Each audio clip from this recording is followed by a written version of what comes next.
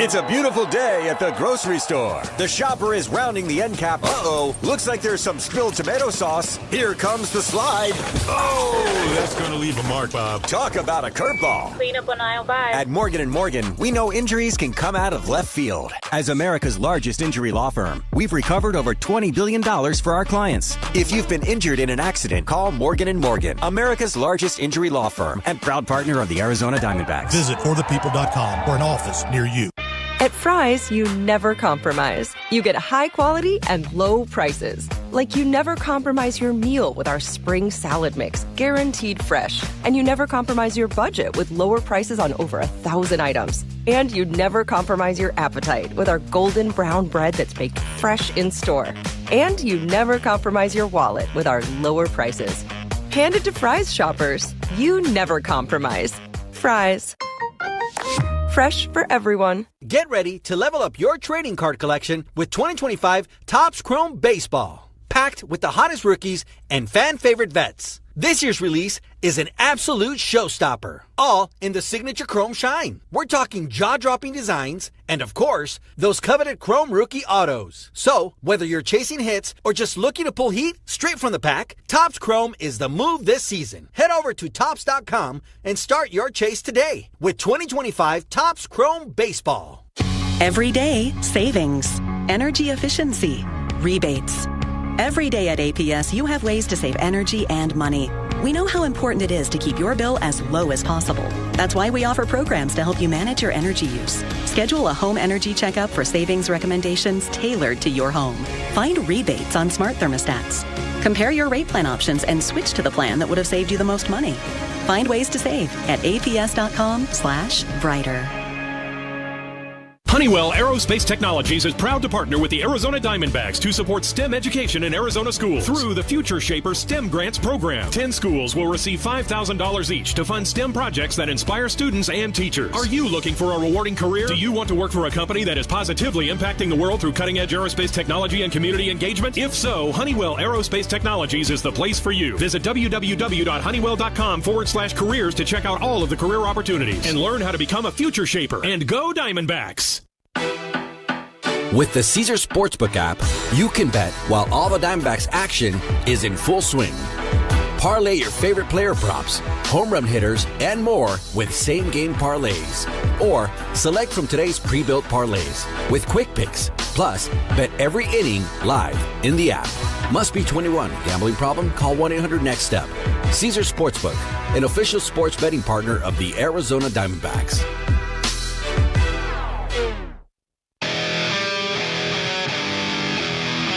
Diamondbacks Radio Network, Dbacks BP Show. We've got a full slate of games today, so let's go around the game of baseball and talk about what's in store, starting with some of the games that are already underway. There are 2 of them. The Tigers currently hold a 3-2 lead over the New York Mets in the top of the 7th in Detroit. 3-2 in that ball game. It's been reported that the Mets are considering asking Kodai Senga to go to the minor leagues voluntarily, as he just hasn't been the same pitcher ever since a hamstring injury earlier this summer. We'll wait and see if he actually goes. They're going to need his permission in order to send him to the minors. Bottom of the 6th in our nation's capital, where 2 NL East opponents are going toe-to-toe. The Nationals have a 7-4 lead over the Miami Marlins. The Nats came out on top last night with James Wood knocking in his 27th home run of the season. There are a bunch of games still to come later on today. The Orioles in San Diego to take on the Padres. Former Diamondback Emmanuel Rivera had a great day yesterday with 2 hits, 4 RBIs, along with Jeremiah Jackson's solo home run. He also has the longest hit streak in baseball right now, and that helped push the Orioles past the Padres 6-2. The Dodgers in Pittsburgh taking on the Pirates. Last night, Shohei Ohtani hit a home run off of Bubba Chandler at 120 miles per hour off the bat. It was the hardest hit ball of his career and the hardest hit ball by a Dodger in the StatCast era. Not shocking, to be honest. And that ball landed in the first row, so it was an absolute laser. The Toronto Blue Jays are in the Queen City taking on the Reds. A high-scoring affair last night as the Blue Jays took down the Reds 12-9. There were 14 total runs scored in the first 2 innings of that game. Just wild. George Springer had 2 home runs in that one. The Cleveland Guardians in Boston at Fenway taking on the Red Sox. The Guardians scored 6 runs in the 6th inning last night, but the Red Sox, they had 2 separate 4-run innings on opposite ends of the ball game. Ceddanne Rafaela, he was the big man on campus with 2 hits, 3 runs, and 4 RBIs. The Seattle Mariners taking on the Tampa Bay Rays today. The Rays are one of the hottest teams in baseball on a 5-game winning streak and just 3.5 games back of a wild card in the American League. And they're chasing the Mariners, so this could be a crucial game in their attempt to make the postseason. The Angels in Kansas City taking on the Royals, where Joe Adell's 2-run homer helped propel the Angels to a win just yesterday. The Atlanta Braves will be at Wrigley to face the Cubs today. Close game last night as the Cubs toppled the Braves 4-3. They scored all 4 of those runs in the 3rd inning. Kyle Tucker's 3-run blast was the big hit in that ball game. The Chicago White Sox taking on their division foe, the Minnesota Twins, in Minneapolis. Chicago put up 12 runs last night. I mean, I know the Twins traded away a lot of pieces at the deadline, but yikes. And the D-backs, they will travel to Minnesota just next weekend. The Philadelphia Phillies are in Milwaukee taking on the Brewers, still the best team in Major League Baseball. Oddly enough, these 2 teams played Game 1 of their series on Monday, and then they had Tuesday off, and then they'll play Game 2 today. I'm pretty sure a lot of that has to do with the Brewers and the fact that they've had a brutal stretch of consecutive days with games. The Athletics in St. Louis taking on the Cardinals. It was a pitcher's duel in St. Louis last night, with the game ending just 2-1, the final score in favor of the home team. Ivan Herrera homered in that one. The New York Yankees in Houston taking on the Astros. The Yankees have been cruising lately, and last night it was Trent. Meet Aaron Judge. Aaron is the captain of the New York Yankees. What a great leader. He's won MVP 2 times. He's also the most dangerous man on the planet with a bat in his hands. Aaron signs every autograph and tattoos every baseball. Aaron foots the bill, then robs you blind. Aaron's a good guy, the best. Unless you're a picture.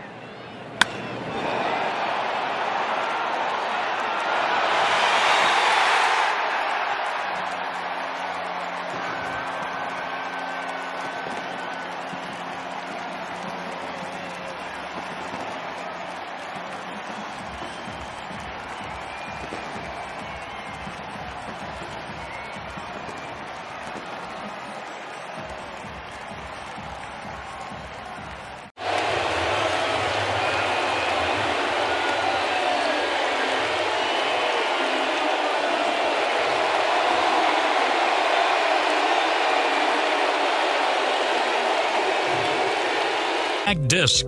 Visit sciatica.com or text SPINE to 620-620. Message and data rates may apply. Hey, this is Adrian Gonzalez. Daniels Jewelers is a proud sponsor of the Trip Around the Diamond and your family jeweler since 1948. Daniels is giving every fan a voucher for a free team bracelet and $50 off any $99 purchase. Visit danielsjewelers.com/baseball to get your voucher. That's danielsjewelers.com/baseball. You can redeem at any of the 100 Daniels Jewelers stores nationwide. Own the dream with Daniels Jewelers. Tired of fighting for your store's last bottle of water or lugging hundreds of bottles of water each year from the store to the car to the fridge to the recycling? For less than $1 a day from Parker & Sons, you can have an unlimited supply of bottle quality water right at your tap. Drinking water keeps you healthier, aids in weight loss, keeps skin hydrated, and flushes your body of toxins. Call Parker for your free estimate on a reverse osmosis system at 602-2-REPAIR or visit parkerandsons.com. Diamondbacks Radio Network. Dbacks BP Show. Let's take a look at the injury report, which is brought to you by DISC, Desert Institute for Spine Care. Home for all of your back care needs. Go to sciatica.com and get back in the game with DISC, Desert Institute for Spine Care. Lourdes Gurriel Jr. tore his ACL earlier in this series. He will miss the remainder of this year as well as a chunk of next year. ACLs usually take anywhere from 8 to 12 months to rehab, but Lourdes is hoping to be closer to that 8-month number rather than the full year. Still a big loss for the D-backs, especially after Gurriel drove in 32 runs in the month of August. And if you include Pavin Smith, that's now 2 season-ending injuries to key pieces in this lineup in just the last week or so. The D-backs manager said today that James McCann, the catcher, is almost ready to go after dealing with some lower back tightness over the past couple of days. He's been available off the bench, but I wouldn't be surprised to see him get a start behind the plate in a game sometime in the very near future. And Anthony DeSclafani threw a 43-pitch live batting practice session on Tuesday as he works his way back from the IL. But as for the Rangers, they have 10 players currently on the injured list, including several star players, Corey Seager, Marcus Semien, Evan Carter, Nathan Eovaldi, and the list goes on and on from there. Not to mention the fact that Adolis Garcia is day-to-day with a strained right quad. He is still not in the lineup here today. In just a moment, I'll sit down with D-backs manager Torey Lovello as he joins the D-backs BP show on the Morgan & Morgan Diamondbacks Radio Network. I don't know how many times I've had someone come up to me and ask me about my experience with DISC, Desert Institute for Spine Care. Hi, Greg Schulte. I'm completely honest. My back pain is gone. I had a herniated disc, and the work that was done on me by the doctors at DISC made that pain go away. I trust DISC, and I'd encourage you to schedule an appointment and place your trust in the doctors there. Visit sciatica.com or text SPINE to 620-620. Message and data rates may apply. This isn't just any Ford dealer. This is Tim Hovik Santan Ford, and we're reimagining affordability this summer. New 2024 Ford F-150s, Expeditions, Super Duties, Bronco Sports, Broncos, and Escapes are all marked down between $10,000 and $17,000 off MSRP. And we're not done. You'll get a 2-year, 25,000-mile premium maintenance plan included free. Tim Hovik's Santan Ford. That's Gus Judge. His owner is Aaron Judge, captain of the Yankees. His dog park is Yankee Stadium. Ooh, I'd bowl in that grass for days. Betty gets to fetch those dingers. I'm sure Aaron chases him like that around the house. Aaron's also the nicest human ever. Just not to baseballs. My human, he eats shredded cheese by the handful. I hope Gus knows just how good he's got it. A lot of fans and collectors will look at the T206 set as the more famous of the sets that were produced in the early part of the 20th century. And certainly they would carry more financial value. But when you talk to collectors, some will tell you that these T205s are actually more physically attractive. They're maybe the most physically attractive cards produced prior to World War II.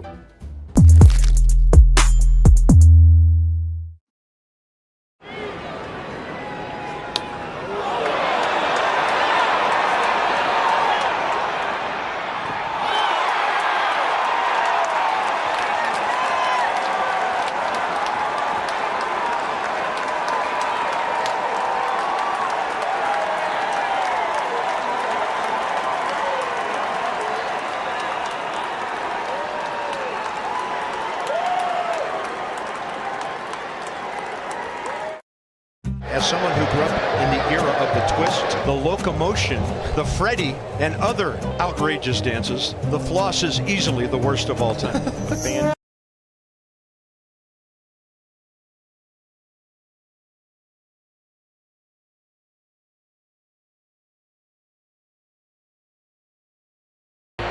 And hopefully he is all right. Look at it's his eye black. That's his eye black. It has been transferred from face to wall. I think our team is always in a good spot offensively. They're always ready to strike. They always have a good approach. Once in a while you run into tough pitching. He had a good stuff. I want to give him credit, but I felt like if we hung in there and we kept fighting and battling the way we did, that we'd be just fine. You usually know what you're going to get from those guys at the top of your lineup, but how encouraging was it for you to see the production out of the bottom half of the lineup? Yeah, the inning was really built for me with a nice base hit by a couple guys down at the bottom. It was good to get Jordan Lawler going. He had a couple really nice approaches and loud contact. But Barossa and he got the base hit before the Marte home run. And that's the bottom of the order. They have a very distinct reason for hitting down there. It's not that they can't hit anywhere else. They could. We have a very good offensive team, and the guys are built at the top to carry the workload. But we feel like that they are very capable of getting on base, driving up pitch counts, and creating a big opportunity for us to score a large number of runs. So when they get on base and turn it over the top, obviously you can see what happened as it did last night. You mentioned Jordan Lawler got the first hit of the season yesterday, as well as his second hit of the season. I don't know if you've had the chance to talk to him about this at all, but how relieving do you think that can be for a guy to just kind of get that out of the way? Well, I think it was 0 for 27, 0 for 26. I quit looking, and I was starting to feel like, hey, look, the pressure's mounting on him. He's a human being. He has an emotion that he looks up there and sees it every time, and when that number climbs, he potentially could lose some confidence. But innately, I think he's a very confident guy. He knew the fight was always in him, and he's going to find his way to getting that first base hit. I had a small discussion with him yesterday pregame. I said, look, if you need to go early in counts, traditionally we like to see some pitches and drive up pitch counts. Go early. Take some good swings, get some rhythm, get a flow. And he had a fly out on a fly ball on an 0-0 pitch in his first at-bat, and that told me a story that the timing was there and the confidence was there. So I have a lot of conversations with everybody, but at the end of the day, I was believing in Jordan. I believe that he was going to have this day, and hopefully he's on his way. Nabil Crismatt just signed with you guys a couple of weeks ago. He's put together 4 really good outings, 3 really solid starts. Can you explain just how rare that is to find a guy off the street, basically? Nonetheless, a starting pitcher, I mean, if you find a reliever, that's one thing, but a guy to come in and give you the production you're getting out of the rotation, how uncommon is that? Yeah, at that point in the year, we're talking about an August edition. He's there on the waiver wire. We put him in our system, and has a couple of good starts for us in AAA, and has really been on his way since he's gotten here against really good teams. An offensive space in Colorado shuts them down. He goes to Milwaukee, did he last night. So it's not that he is getting lucky. I think there's been a lot of swing and miss. There's a great game plan. He's changing speeds. And people might see the 90-mile-an-hour fastball and be a little bit fooled. But I think he pitches it, and he insulates it and protects it and does a really good job of game planning. I know you're still figuring out the rotation in the outfield with Lourdes going down here at the end of the season, but I look at your lineup today, 2 left-handed hitters against the right-handed pitcher. Yesterday, the opposite. Is it that simple, or am I just looking at it too easily? Probably. I think that's the first part of the math equation that I'm going to use. I like to put the matchups out there based on the information I have, subjective information, objective information as well. That will enable us to get guys out there to be in a good spot to have success. And that's ultimately what it comes down to. But I'm really intrigued by Jake McCarthy. I'm really intrigued by the success that Alec Thomas has had this season. So, of course, I want to put them out there. I want to give them the opportunity to show us what they can do. Taylor Rashi, 2 big league appearances, 2 big league saves, both multiple innings nonetheless. What do you like about this guy that has led you to trust him with some big innings early in his career? He puts the ball on the plate. Once again, it's a lot like Crismatt. It's a 90-mile-an-hour fastball with a lot of carry. He's fearless. He doesn't walk batters, and that goes a long way when you're talking about relievers. You don't create your own mess. You don't create your own traffic. They're gonna fight their way on. I think there's some uniqueness to him. He's got a split that goes down out of the zone. He can throw that at any time. He can spin a breaking ball. But there's the carry fastball that you really got to gauge, because it's not on a traditional line. It's going to hit the top bar and then start to rise a little bit. It takes a little time for hitters to figure that out. Zach Gallen on the mound here this afternoon. August was clearly his best month of the entire season, 6 really good outings in a row. How does he carry that over into September? Not trying to do too much, just do Zach stuff. get into sequencing, get into the pitch selection, get into the ability to duplicate the delivery and land those pitches. And when he does, and he finishes off hitters with an assortment of pitches that not just traditionally is spin or something off speed, he's going to have a lot of success. He's walking around here a little bit different than he has in the first couple months. I know it's very frustrating for him. He's working hard at it, wasn't getting great results. He'd make a great pitch, throw 6 great innings and get clipped with one bad pitch. He's gotten over that now. I think he's thrown all of his pitches with a lot of conviction. It's showing up every single 5 days.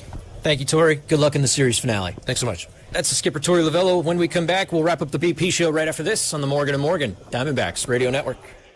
Baseball fan. That's Gus Judge. His owner is Aaron Judge, captain of the Yankees. His dog park is Yankee Stadium. Ooh, I'd bowl in that grass for days. Betty gets to fetch those dingers. I'm sure Aaron chases him like that around the house. Aaron's also the nicest human ever. Just not to baseballs. My human, he eats shredded cheese by the handful. I hope Gus knows just how good he's got it. To be in, the middle of New York to display a card like this is really such a big part of the Fanatics mission. We think about how do we create new experiences. Now we get the opportunity to put incredible Holy Grail cards in front of tens of thousands, if not millions of new people. It's not just about collectors today, but also about how do we bring new collectors into the space as well. It's really what we do it all for.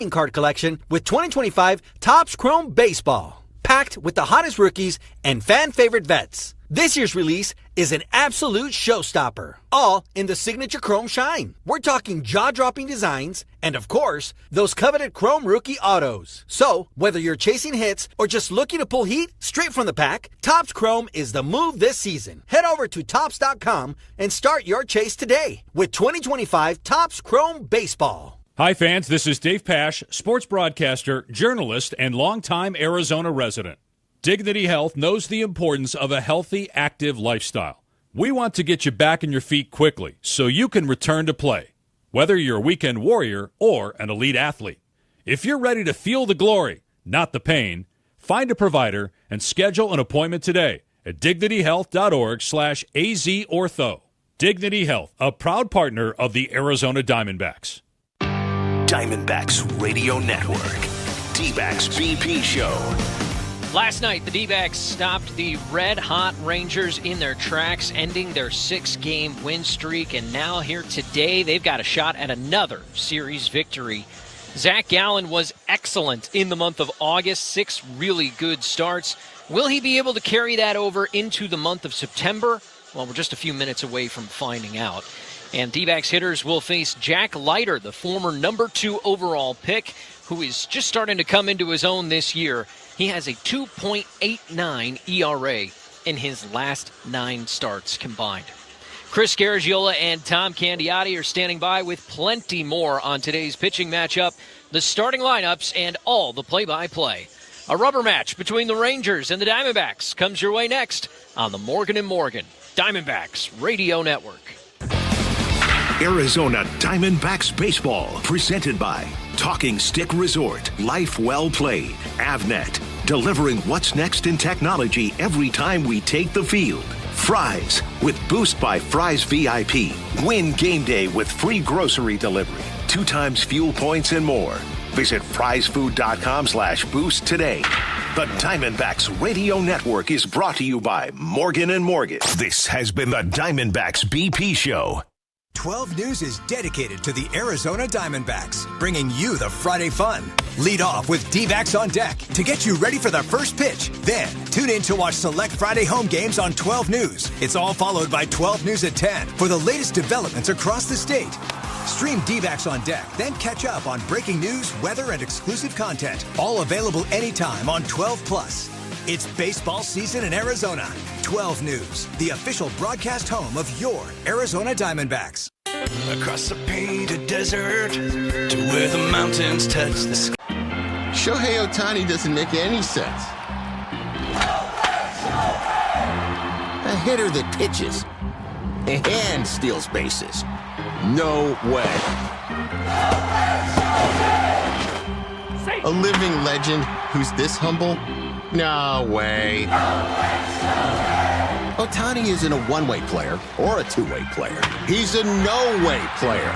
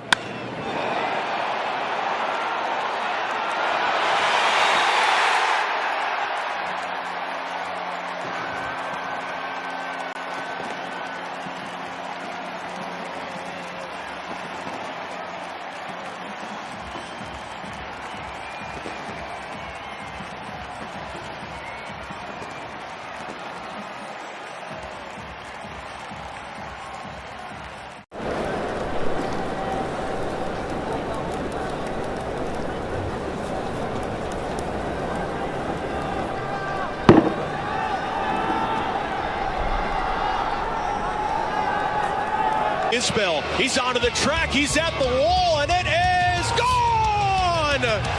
Cattell does it once again, a 3-run homer. Arizona Diamondbacks Baseball, presented by Talking Stick Resort, Life Well Played. Avnet, your hometown partner of the Arizona Diamondbacks. Fry's. Hey, D-backs fans, score big game day meals at Fry's with savings beyond low prices, including digital coupons worth over $600 each week. Fry's, fresh for everyone. The Diamondbacks Radio Network is brought to you by Morgan & Morgan. Broadcasting live from Chase Field in downtown Phoenix, it is once again time for Arizona Diamondback Baseball. And this afternoon, the D-backs look to win the rubber match and take 2 of 3 against the visiting Texas Rangers. Good afternoon, everybody. Welcome inside the Greg Schulte radio booth. My name is Chris Garagiola. I'm joined by our analyst, longtime Major League pitcher Tom Candiotti. We are also joined by Steve Zinsmeister. Leo Gilmartin is our producer, engineer, and Ali Narini, our technical director, back in studio. Candy, nice bounce-back win for the Diamondbacks. They got a chance to win the series. They got a chance still to hopefully have a positive week, and they have arguably their hottest pitcher on the mound, Zach Gallen, going this afternoon. Boy, Zach threw just one phenomenal game, his last outing at Dodger Stadium. I hope we get the same kind of version of Zach. I really think we will. I think he figured it out that, whatever adjustment that he made, he got the ball over the plate, got guys to chase his breaking ball, everything looked like vintage Zach Gallen, so that was good to see.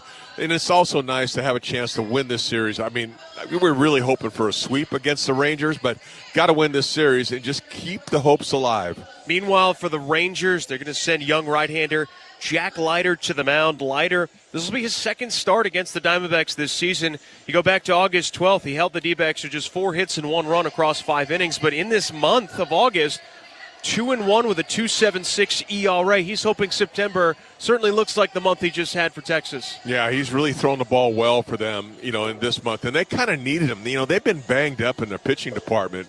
And so they're... Folks, that right there is Decoy, the luckiest dog in the world. His owner is Shohei Ohtani, a myth of a man. A human who can do all this with a baseball is every dog's dream. 100-mile-an-hour fastballs, drool, 250-foot dingers, woof. He gets called a good boy in 2 entire countries. And I get Greg. I just hope all that fame doesn't go to his head.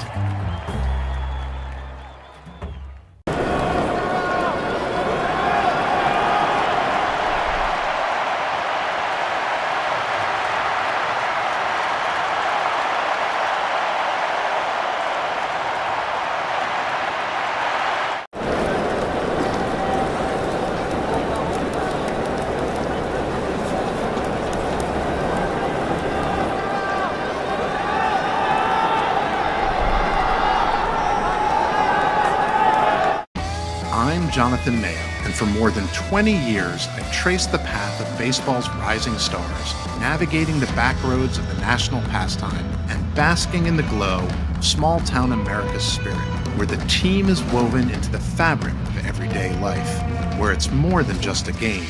It's a celebration of the people, the traditions, and the culture that give these places their soul.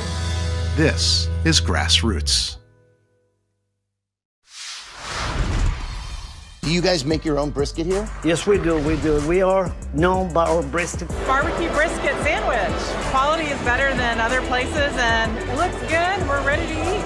We go to an average 500 briskets per game. We hear a lot from our fans. They want to try something with wrap, easy to eat. So we say, well, let's do it like brisket, wrap, and an egg roll. That's beautiful. You get the gold medal for culinary brisketry here in Texas. Yes.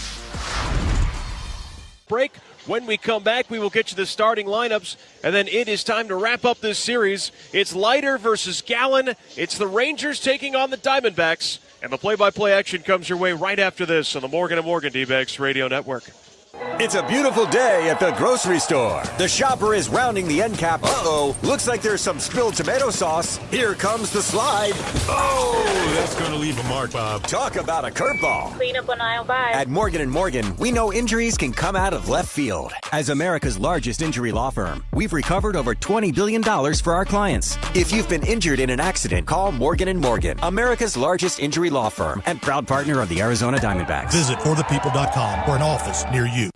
Avnet is your hometown partner of the Arizona Diamondbacks. We are a global technology distributor and solutions provider headquartered right here in the Valley. We help businesses all over the world source the right technology components and manage the logistics to get their products to market. The components we distribute are likely in the products you use and depend on every day, from your car to your household appliances. Avnet, delivering what's next in technology distribution. Visit avnet.com to learn more. One bad call can change the game, but not if you get a second look. Emergency Air offers a free second opinion on AC and plumbing so you don't strike out paying for repairs you don't need. They bring the instant replay to your home because the difference is they care. Proud partners of the Arizona Diamondbacks, they will make sure your home comfort is always a win. Go to emergencyair.com and click book now. Emergency Air. The difference is we care. This is Dave Pash. Staying on top of my health is vital for everything I do. And as a sports broadcaster, I'm on the road a lot. However, I make doctor's appointments and health screenings a top priority in my life and for my family. Planning ahead helps keep all of us healthy. Dignity Health's primary care providers help you coordinate your family's care, including annual physicals, screenings, and immunizations. So, keep your home team healthy. Find a provider and schedule an appointment today at dignityhealth.org/DHMG. The Arizona Diamondbacks. That's Gus Judge. His owner is Aaron Judge, captain of the Yankees. His dog park is Yankee Stadium. Ooh, I'd bowl in that grass for days. Betty gets to fetch those dingers. I'm sure Aaron chases him like that around the house. Aaron's also the nicest human ever. Just not to baseballs. My human, he eats shredded cheese by the handful. I hope Gus knows just how good he's got it.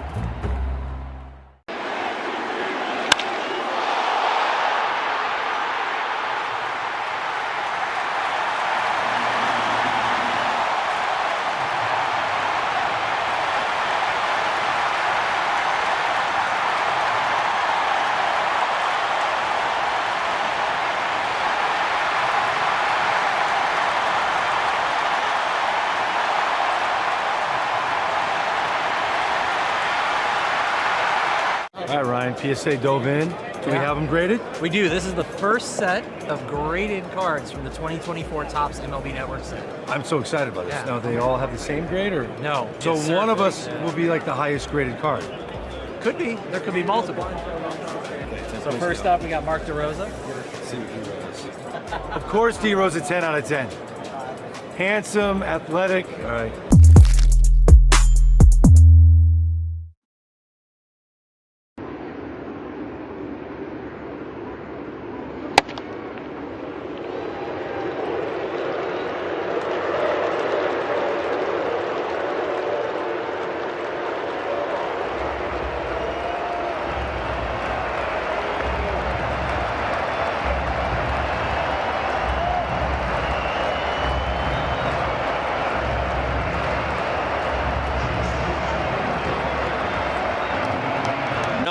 Left fielder Jake McCarthy. Once again, the lineup for the D-backs features Perdomo, Marte, Carroll, Moreno, Del Castillo, Alexander, Thomas, Locklear, and McCarthy. And Candy on the mound for this matinee finale. It'll be 30-year-old right-hander Zach Gallen. Yeah, Gallen. Last game in L.A. was just phenomenal. I think we all really enjoyed watching that one. He's 10-13 on the season. He's made 28 starts. In his career now, Zach is 63 wins, 50 losses, a 3.56 ERA, and a 1.116 whip. And so those numbers from this year compared to his career numbers, obviously real high. But he's got a chance to really do some damage here this last month in his last handful of starts. So looking for a really good outing here, and hopefully he continues it all through the rest of the season. Yeah, for Gallen, when you kind of look at his year, he's trying to salvage what I think many had written off as a lost season for the right-hander. For the first 4 months of the year, had posted an ERA for the month at 5 or higher. And yet Gallen, he comes into this game, Candy, with an ERA at 4.94. First time in a long time he hasn't had an ERA over 5. You know, which is really amazing when you start looking at his pitches and the batting averages against, which I do all the time. Hitters only hit 244 against his four-seamer. Curveball only 232. Changeup only 227. Slider only 234. And even a little bit of the two-seamer, sub-200. So they don't hit him real hard. But he has given up the hits. You know, his whip is about a 1.30, which kind of equates to like a 3 or 4 starter if you're really trying to formulate a rotation. And we all know that he's much better than that. And it's going to be clear, as we've seen all season long, if he can keep the ball in the ballpark, you're right. The batting averages are respectable. The home runs are not. 26 home runs allowed in 162 innings. It's a home runs per 9 of almost 1.5 per game. Now, that is really what has let him down as we are ready for some baseball. D-backs in their Sedona Reds. The Rangers are in their all grays. And Gallen and company ready for baseball this afternoon. Right-hander into his windup. His first pitch to Josh Smith is a four-seam fastball that missed outside. And away we go. First pitch on time at 12:40. The thing that made Zach really effective in L.A. was 0-1, 1-2 counts. He just really dominated those counts. And now the 1-0 pitch missed low. 2 balls, no strikes. Gallen, we referenced this outing against the Dodgers. It was truly a magnificent one. As a 2-0 swung on a topspin line drive to right field. That'll fall for a leadoff base hit. And Josh Smith aboard to begin the top of the first inning for Texas. Made a pretty good pitch, too, even though he was behind in the count. Smith probably looking for something hard. and he located it right on the inside corner, but he got enough of it to drop it into right field. So that'll bring up Wyatt Langford. Gallen against the Dodgers, 6 innings, no runs. He allowed 2 hits and struck out 8. As this pitch is at the bottom of the zone for a called strike. The count on Langford at 0-1. Langford has been, for the most part, held in check in this series. 1 for 8, but his 1 hit was a pretty pivotal home run against Ryan Nelson on Monday night. As the 0-1 is a breaking ball that missed low and away. Slider evens the count at 1 ball and 1 strike. Rangers were really hoping to see him take a big step forward this year, and he does have that combination of speed and power. He hasn't quite put it together yet. Here's a 1-1, and just missed the corner. It looked like it was there. Roberto Ortiz is calling balls and strikes today. Edwin Jimenez at first. Chad Fairchild over at second. The crew chief, Bill Miller, is over at third. You know, Zach was getting those calls in L.A., and let's see what happens as this game progresses. Swing and a fly ball straightaway center. Langford chucks the bat away in disgust as the catch is made by Thomas in medium depth center field. That was almost a backup slider. I mean, it was almost over the middle part of the plate. Not where Zach was trying to throw it, but he got the out, and that's why Langford was a little upset. And that now brings to the plate Jock Peterson. Peterson, just the 1 hit in this series. It was a single off of Nabil Krismat yesterday. Krismat fantastic as big swing by Peterson, fouled it back, and it's 0-1. Peterson has not had good numbers against Gallen in his career. 4 for 27. One of those hits is a home run, but that was a pretty wicked swing there. And he's hitting a .181 on the year. As a quick throw to first sees Smith dive into the bag safely. Has been hitting better this month, over a .280 average. Again, last month, this is the 3rd day of September. But you look at what Peterson had done prior to that injury to his hand, and it was a whole lot of nothing. As the 0-1 inside that hit Peterson. Looks like the answer is no. Oh, a good cutter. That was effective. Starts it inside, gets him out of the way. He wants to keep him from diving, as Jock is famous for doing that. 1 ball and 1 strike the count. Gallen ready. And the right-hander's pitch.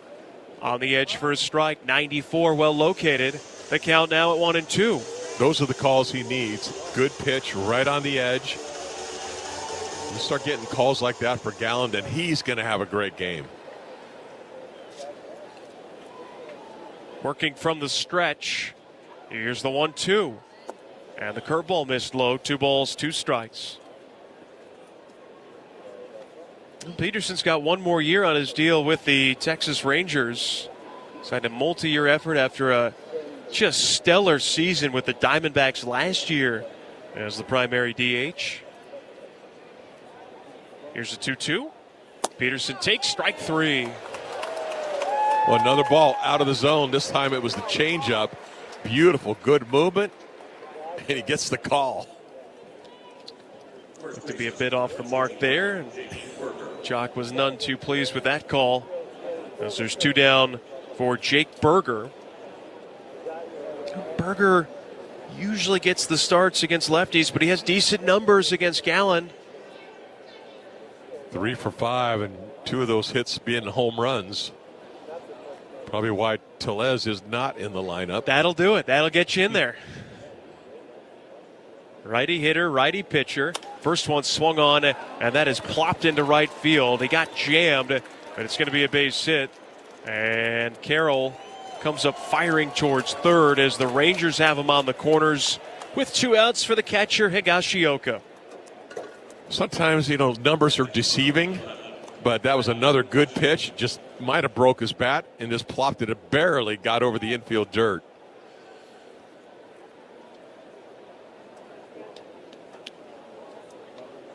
Now with guys on first and third, this becomes a huge AB. Higashioka, a .254 hitter, 10 homers, and 45 driven in. Did not feature yesterday as the right-handed hitter takes a strike. Fastball, bottom of the zone, the count 0-1. It was Jonah Heim who got the start. Heim held hitless. Been struggling to get his offense going in 2025. So we're down to the final 3.5 weeks of the year. The 0-1, there's a swing. That ball is pulled deep and foul. Well, that is a long, loud strike to make it 0-2. Tell you what, the Rangers have been really flirting with that left field foul pole. And fortunately for the D-backs, they've all gone foul.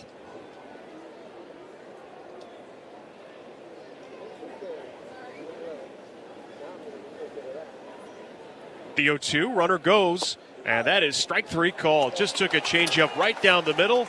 The inning comes to an end. Gallen strikes out 2 as we go to the bottom of the first inning. Rangers nothing. And the D-backs coming up on the Morgan & Morgan D-backs Radio Network. The D-backs take on the Philadelphia Phillies for a 3-game weekend series. Folks, that right there is Decoy, the luckiest dog in the world. His owner is Shohei Ohtani, a myth of a man. A human who can do all this with a baseball is every dog's dream. 100-mile-an-hour fastballs, drool, 450-foot dingers, woof. He gets called a good boy in 2 entire countries. And I get Greg. I just hope all that fame doesn't go to his head.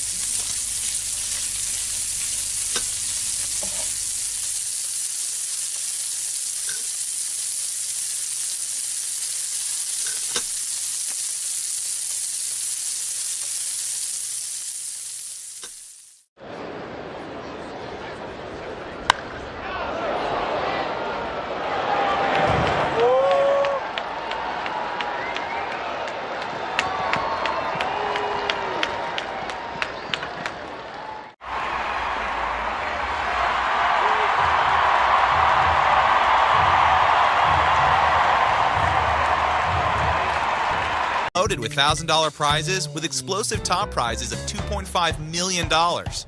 Plus, a second chance to win $1 million in the Players Club. Head to an Arizona Lottery retailer and play Loaded Cash Explosion Scratchers today.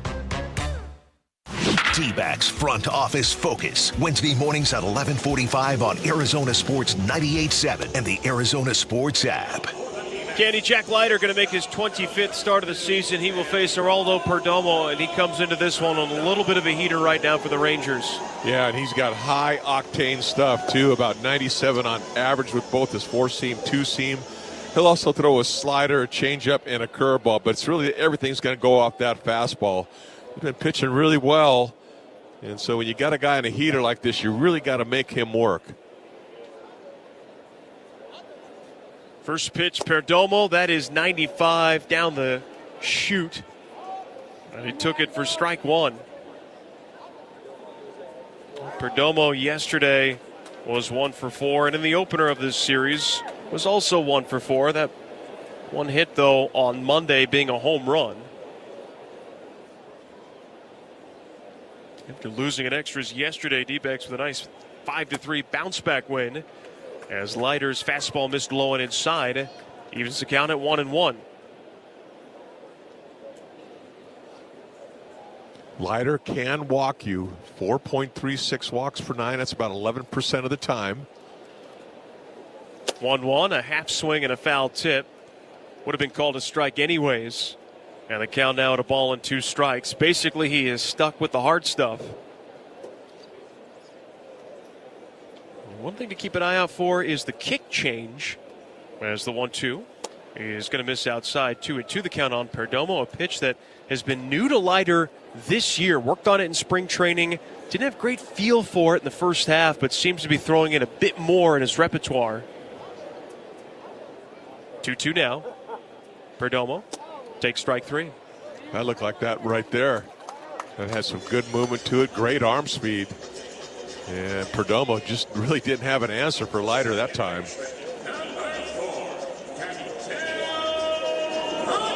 So Leiter strikes out the first that he sees, and it brings up Marte, who really had the game-winning shot yesterday. That impressive home run off of Hobie Milner.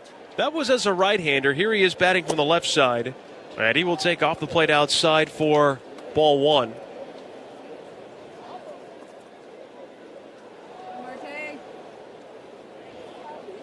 One ball, no strikes, the count. The 1-0. Ooh, it's inside. 96. Higashioka even missed it. And Marte's ahead in the count here. 2 balls, no strikes. You know, we made a reference to the long balls where Leiter's only given up 14 home runs this year. His whip is actually a little bit higher than Gallen's. Comes in at a 1.31, but because he keeps the ball in the ballpark, he doesn't give up as many runs. The 2-0 pitch is upstairs for ball 3. 3 balls, no strikes. Leiter, as we mentioned, 25 years old. He is the son of Al Leiter, who pitched parts of 19 seasons in the majors, notably with the Yankees and Mets. As that one is going to miss inside, ball 4. And a 4-pitch walk from Jack Leiter is going to put Marte aboard. Now that brings Carroll to the plate. Boy, Marte usually is up there very, very aggressive, but he was just kind of taking a look-see, basically, and ended up drawing a walk. And that is the one thing about Leiter. You look at his numbers, Candy, he will walk guys. He did it last year. He's doing it again this year. Probably the last thing that's holding him back from being a fringe, if not perennial, all-star. Yeah, he's very difficult to hit. I mean, only a .219 batting average against. But, yeah, the walk rate up there a little bit high, you know, sitting right there at 11%. First one to Carroll was in the dirt. Looked like he tried that changeup. And they count 1-0. Carroll, 29 homers, 71 driven in. Was 29 a career high. Carroll, of course, also leads the major leagues in triples with 16. And now he takes a strike. That one right down the middle. Fastball at 95. 1-1 the count. Marte's not one really to run a lot. He'll pick his spots here and there, but Leiter's given up 12 stolen bases out of 13 attempts this year. 1 ball, 1 strike. Here's the pitch. And Carroll takes high. Boy, these misses are kind of all over the place. High with the fastball, low and into Marte. We saw one miss wide of the mark to Marte as well. We might tell you that either something that's going wrong with the front shoulder or that release point is different with each pitch. Only 12 pitches thrown now, so sometimes it takes a little while. There's a broken bat line drive to right. That's going to be a base hit. Carroll makes the turn, heads for second. Ozuna's got a strong arm. The throw, though, gets away. Marte's going to try and score from third. Throw to the plate is in time. The throw eluded Josh Smith. It was Ezekiel Duran, the third baseman, who went to retrieve it. And Cattell is out at home. D-backs will not challenge. Boy, Duran really made a play right there, really saved the Rangers. This ball from Carroll comes all the way around. Marte doesn't seem to be even running that hard going into third base. Carroll was steaming. And then when the ball gets away, Marte tries to turn it on and get to home. And Duran makes a terrific play, chasing the ball down at the end of the dirt, and then makes a perfect throw home. It was a good slide by Cattell as well. He went to the outside, tried to grab just a sliver of the corner of the plate as Moreno takes strike one. But, you know, you would have had second and third with 1 out. Now, got a runner at second and 2 outs. But perhaps a tad ill-advised. Leiter trying to work out of a first inning jam. Here's the 0-1 pitch now. And Gabby swings and fouls a heater back. The count is 0-2. Gabby went after that high heater right over the middle of the plate, but it was elevated, still in the strike zone, and he was a little upset he missed that. It's going to be a double for Carroll. And then the put out on Marte is going to be 9-5-2 for the second out of the inning. Here's the 0-2. Inside, 1 ball, 2 strikes, the count. 16 pitches thrown by Jack Leiter. 9 of them have been out of the zone.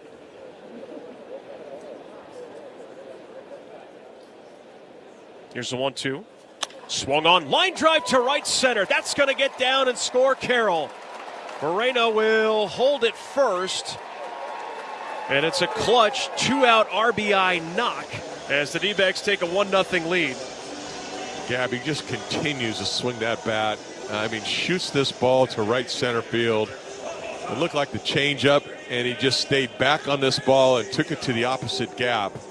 Rangers actually did a nice job cutting that ball off and keeping Moreno at first base. Now that means the D-backs are safe at home with Blue Sky Pest Control, the official pest control provider for the Diamondbacks in Chase Field. Del Castillo goes after that first heater, and he comes up empty.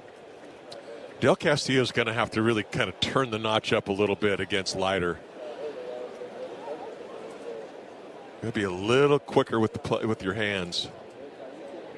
Back-to-back hits for the D-backs after that walk, as now Del takes a strike. That first hit coming from Carroll was our first hit of the game, presented by New Vision Auto Glass. New Vision and the Arizona Diamondbacks Foundation are teaming up to donate funds to veterans with every hit this season as part of the Hits for Heroes program. Well, that is going to be high. 1 ball and 2 strikes. Del Castillo, a .256 hitter, 2 homers, 12 driven in. His first start in this series. As the 1-2 pitch swung on, that is scalded foul down the right field line and into the second deck. Boy, he got a pitch inside, too. I mean, that's talking about turning it up a notch. He did. He dialed it, and almost too quickly. And now this does set up Leiter if he can throw that kick changeup here, having it run away. Del Castillo going to have to defend as the 1-2. Swing and a miss. Got him with a slider. The inning is over. He strikes out 2. The D-backs score 1. And we go to the second. 1-0 Snakes on the Morgan & Morgan D-backs Radio Network. Experience a playcation in Doritos para los atrevidos. 4 combos California, 5 nigiris de Chatear salmón. con el restaurante se siente así. La verdad, prefiero pedir. Meet Aaron Judge. Aaron is the captain of the New York Yankees. What a great leader. He's won MVP 2 times. He's also The most dangerous man on the planet with a bat in his hands. Aaron signs every autograph And tattoos every baseball.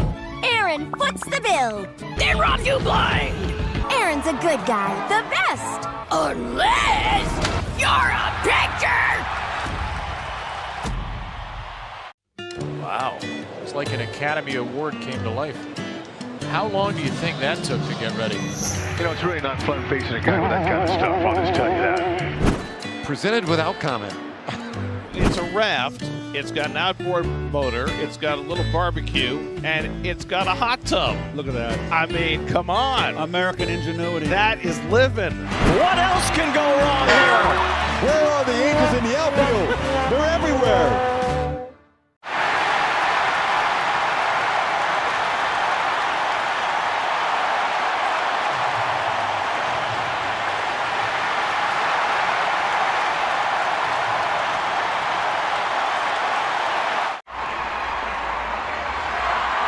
The best prices and access to exclusive events. 2026 Advantage memberships are on sale now. For more info, visit dbacks.com/memberships. D-backs skipper Torey Lovello talks with Burns and Gambo Friday afternoons at 2:30 on Arizona Sports 98.7 in the Arizona Sports app. Now leading it off for the Rangers, it is going to be Cody Freeman. Gallen has got a small margin to work with. D-backs have a 1-0 lead. And his first pitch to the right-hander Freeman is a fastball outside for ball 1. Freeman has been a menace in this series. 3 for 6 with a homer, 3 RBIs. One of those RBIs was a game-tying knock with 2 strikes and 2 outs in the top of the 9th inning of a game in which the D-backs were leading 1-0. And now Freeman takes a strike. That is a game the Rangers would go on to win in extras 7-5. Yeah, he certainly has not been an easy out at all. I mean, he's made himself a real big pest. Check swing. Did he go? They peel down to first and say no. And when Jimenez down there, 2 balls, 1 strike, the count on Freeman. Here's a 2-1. Swung on, rolled over left side. Tough play, Perdomo. Backhand on the run. He throws low, and Locklear, brilliant backhand scoop, picks it out of the dirt, and there's one down in the second. Nice play by Perdomo, nice play by Locklear. Perdomo going to his right. Had a little trouble, I think, getting a grip on that ball, so he didn't get a lot on that throw, but he got rid of it. And Locklear really helped him out with a terrific little pick.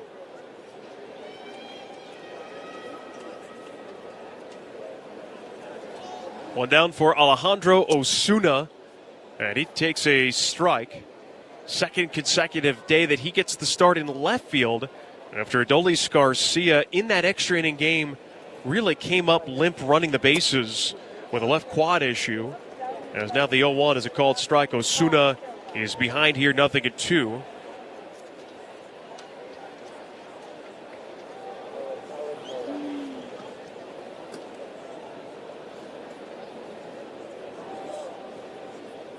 Now this one swung on and barreled out to left.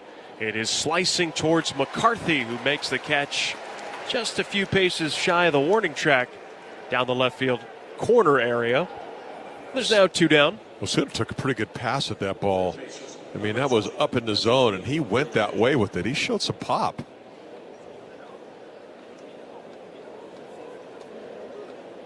Duran already with a terrific play, cutting down Marte at the plate. Already made an impact. Here's Duran now, and the right-hander takes inside ball 1. Well, unlike Jack Leiter, Gallen throwing a lot more strikes. As here comes a 1-0 pitch. And that one is right down the middle. Duran took it. It's 1-1. D-backs 1. The Rangers nothing. And now Gallen's 1-1 pitch. Inside ball 2. 2 balls, 1 strike. Gallen with nobody on. He's a pretty quick operator on the mound. Here's his 2-1. And just outside ball 3. 3 balls and a strike the count. That's that edge pitch. He was getting those a little bit earlier in the first inning, but those are the pitches he needs to get. The 3-1. Swung on and grounded towards third. A backhand effort gets past Alexander, and that rolls towards the corner area. McCarthy gestures for Alexander to get back to third. It's going to be a 2-out double for Duran. And before we go any further, we pause 10 seconds for station ID in the Morgan & Morgan D-backs Radio Network. KMBP FM Phoenix. Arizona Sports, the local sports leader. On the Arizona Sports app and on 98.7. A tough one there for Alexander's. The Rangers have a runner in scoring position. That's one of those do-or-die plays. That second hop, all kinds of top spin going to his backhand, and just couldn't make that play. Michael Hellman, the center fielder. First pitch to him is taken for a strike. You feel like the guys who are always the great defenders at third base, it seems like on those types of ground balls, they're always charging in. Like that's a default mode of theirs. Here's the 0-1. Swung on, and a soft ground ball to short, collected by Perdomo. And his throw to first in time, the inning comes to an end. 2-out double, but nothing more for the Rangers offense. We go to the bottom of the second. D-backs 1 and Texas nothing on the Morgan & Morgan D-backs Radio Network. Your Arizona Diamondbacks host the Boston Red Sox. Sometimes your calling doesn't shout. It hums. Like a lullaby floating through a warm night in San Pedro. Before he could walk, El Niño had already taken his first step toward greatness. For Fernando Tatis Jr., baseball wasn't just in the house because Papa was a pro pelotero. It hung over his cradle like a promise. Desde la cuna, El Niño ya tenía swing. If you want a Cy Young, 73, 5, and 6, I've got an extra 5. And then it says, has worked as a TV commentator. You know, and I did start back in 1978. I did the Yankees and the Red Sox playing the one-game playoff. And ABC said if the Yankees win, Reggie will play, and then you'll go broadcast with Howard Cosell and Keith Jackson. And that's how I started my broadcast. And that's the Bucky Dent home run. So every time I see Bucky Dent, I go, thank you for making me a broadcaster.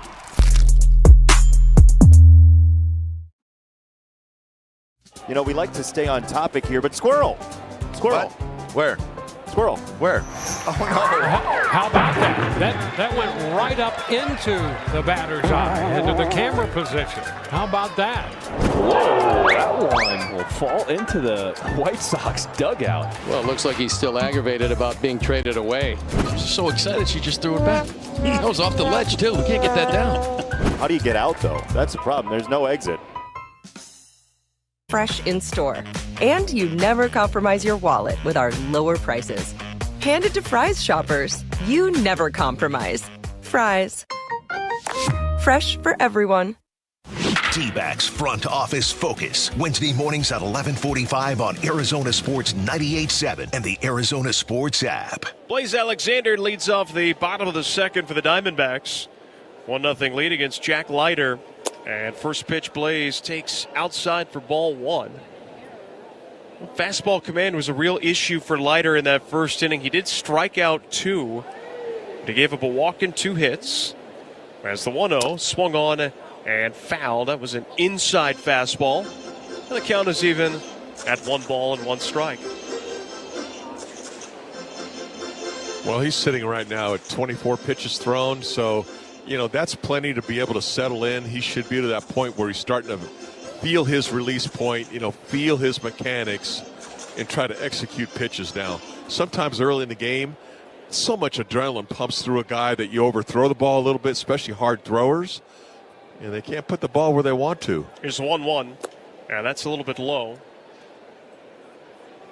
There is perhaps also something to be said, Candy, about guys pitching in a venue for the first time. This is Leiter's first start here at Chase Field. Gonna have to get your bearings, the depth that you have from your catcher to the backstop. As the 2-1 is low and away. And now Alexander in the driver's seat here, 3 balls and a strike. You know, you're 100% right on that. It's difficult when you go to different places, you know, really a lot of times for the first time, and just try to calm yourself down, try to get comfortable on a foreign mound. The 3-1 swung on and fouled away. That was a very hittable fastball relative to Alexander's ability. Not for either myself or our listeners, but well, you get away with pitches like that when you're throwing 97, 98 miles an hour. When you're throwing about 90 or so, those usually don't come back. 3-2, swing and a miss. Might have swung at ball 4. Now that is going to be the 3rd strikeout for Jack Leiter. Boy, went with the 2-seamer, and that was electric. I mean, just off the inside part of the plate. That's a tough pitch. Well, here is Alec Thomas now for the Diamondbacks. 249 average, 8 homers, 35 driven in. And the first one to him is high and outside, ball 1. Well, it certainly sounds like the way that Alexander is being given some looks in the outfield. Playing time might be coming down a little bit for Thomas as the 1-0. And that one is going to miss badly inside. Changeup. 2 balls, no strikes, the count. Yeah, it looked like he yanked on that one just a little bit. You're right. It's going to be interesting. And I think this is a month where not only the D-backs trying to win, but you're also trying to figure out and see, you know, which guys can play what position, how they're, you know, you have a chance to kind of grade them and observe.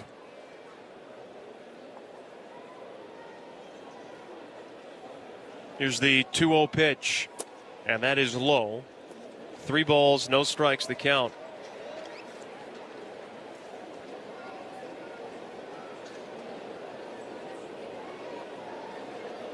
Thomas coming into play today, 0 for his last 9 with 5 strikeouts, as the 3-0 is a strike. 96, grab the edge. They're taken all the way. Talking Stick Resort Playcation is back. Stay and play with rates as low as $129. 3-1, that's going to be low and inside. And for Jack Leiter, it's his 2nd walk of the outing. Kind of squeezed this ball a little too hard. In fact, when he first threw it, I thought it might have been a changeup until I saw the velo on it. So kind of choked off that fastball. I'm sure over your career, high school, college through the professionals, how many pitching coaches that you work with that talked about different grips? Hold it like a baby bird. Hold it like you're holding an axe. You have to sort through a lot of those, trust me. Swing and a miss by Tyler Locklear. When the English teacher starts telling you how to throw a slider, that's when you got to, do a check. 1 on and 1 out. D-backs lead 1-0 in the bottom of the second.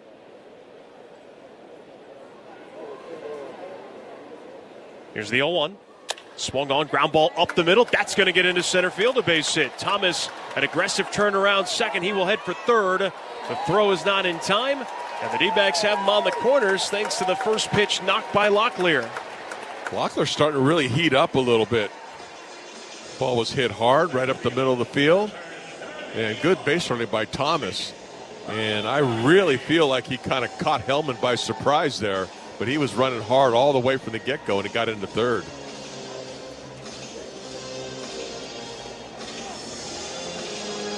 D-backs just trying to methodically add to their lead. Now they need a quality at bat from Jake McCarthy. Really loving the bottom of this order, doing this thing, getting a couple guys on base. McCarthy trying to get that average back over 200 on the year, sitting at 199. Got to get off the interstate. Here's the pitch. McCarthy takes slow. The left side wide open for him. The shortstop playing right up the middle of the field. I mean, Smith has good range, but McCarthy really has a good ability to be able to hit the ball the other way. Leiter's ready. His 1-0 pitch. And that one dropped in there for a called strike. Looked to be down. Count is even at 1-1. Yeah, a little bit under the zone. Slider, I mean, good pitcher's pitch, but McCarthy kind of got robbed there.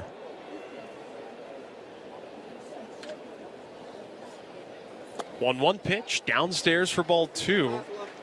And Candy, once again, it's the command that has been a problem for Leiter. He's thrown 38 pitches now. He's thrown an equal amount of balls and strikes. I mean, that is just not really getting out of gear number 1 if you're a pitcher.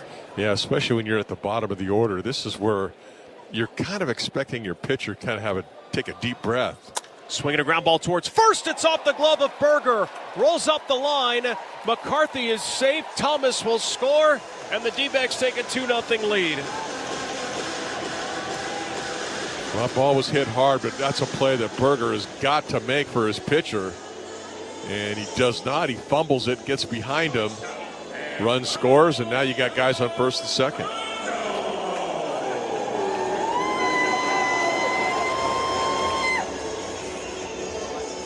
It's going to be an E3 RBI for McCarthy.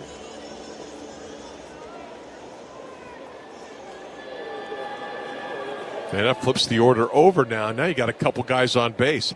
These are the situations where you can have those big innings. And now Perdomo, who struck out looking his first time up. First pitch here. Takes slow for ball 1. Well, we saw a very patient Perdomo that first time up, but guarantee you right now he is zoning up a heater in a spot that he likes, and if he gets it, he's not going to wait around. Yeah, he just has to be ready for it. 2-0 Diamondbacks with 2 on and 1 out. And that one is outside. Fastball at 97 for ball 2.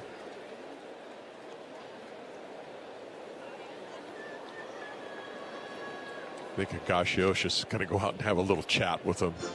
Let's try to settle him down out there. Very slow walk to the mound.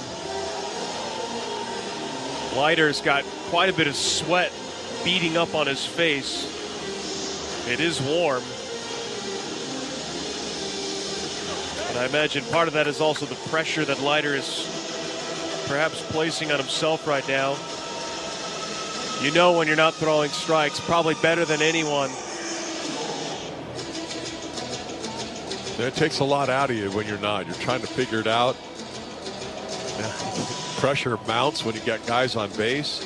And now you know that this top of the order and the damage that they can inflict. Veteran move there by Higashioka. Yes, it was.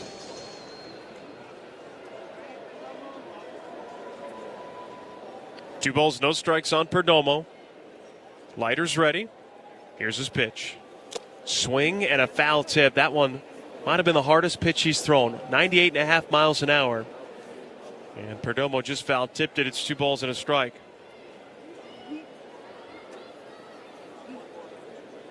Here's the 2-1 now. And just missed downstairs for ball 3. Another one at 98 miles an hour. Just a little bit under the strike zone. And Perdomo, probably the most patient hitter in this D-backs lineup, maybe on the whole team. You know, he's putting in a bat on him. Trying to load him up for Marte. And the 3-1 pitch. Check, swing, foul. That was 98. Probably would have been called a strike. But now the count runs full. Not a good pitch to hit, though, at the very top of the zone. You don't like to see that on 3-1 counts.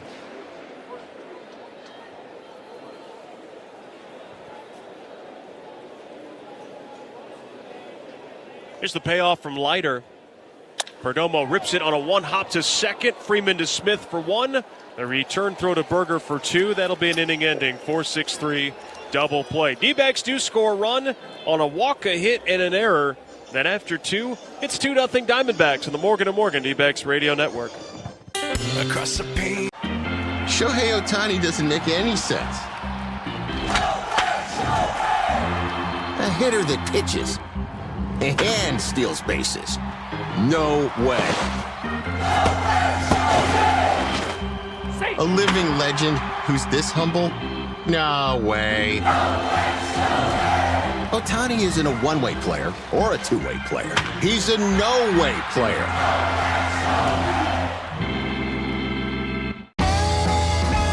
Gosh, we've gone to Sea Dogs games since we were kids. I've been coming to see the Sea Dogs for the last 30 years. Great experience. Everybody here is just bends over backwards to help people out and wish the world was like it is right here at the ballpark. We've always wanted to be more than just a baseball team. We want to be strong, active, contributing members of the community. And I think that effort is seen by the people and the fans, and they want to support that effort.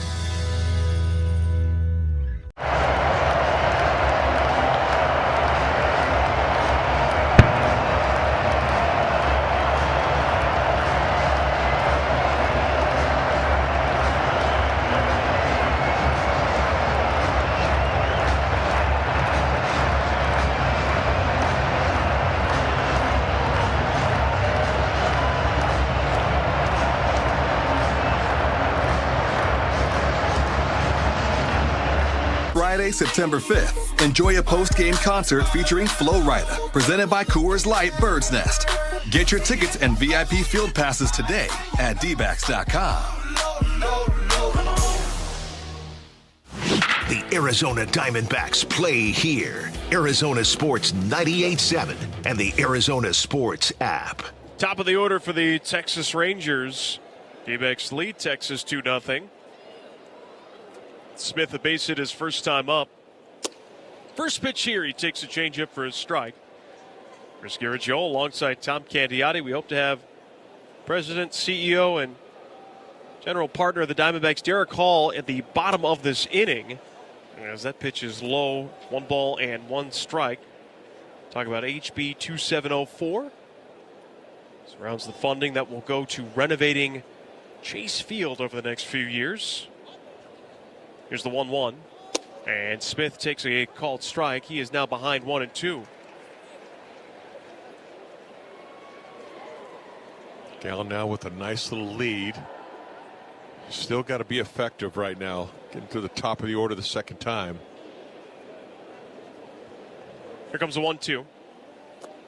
That is going to be a curveball downstairs. And the count is even at 2 balls and 2 strikes.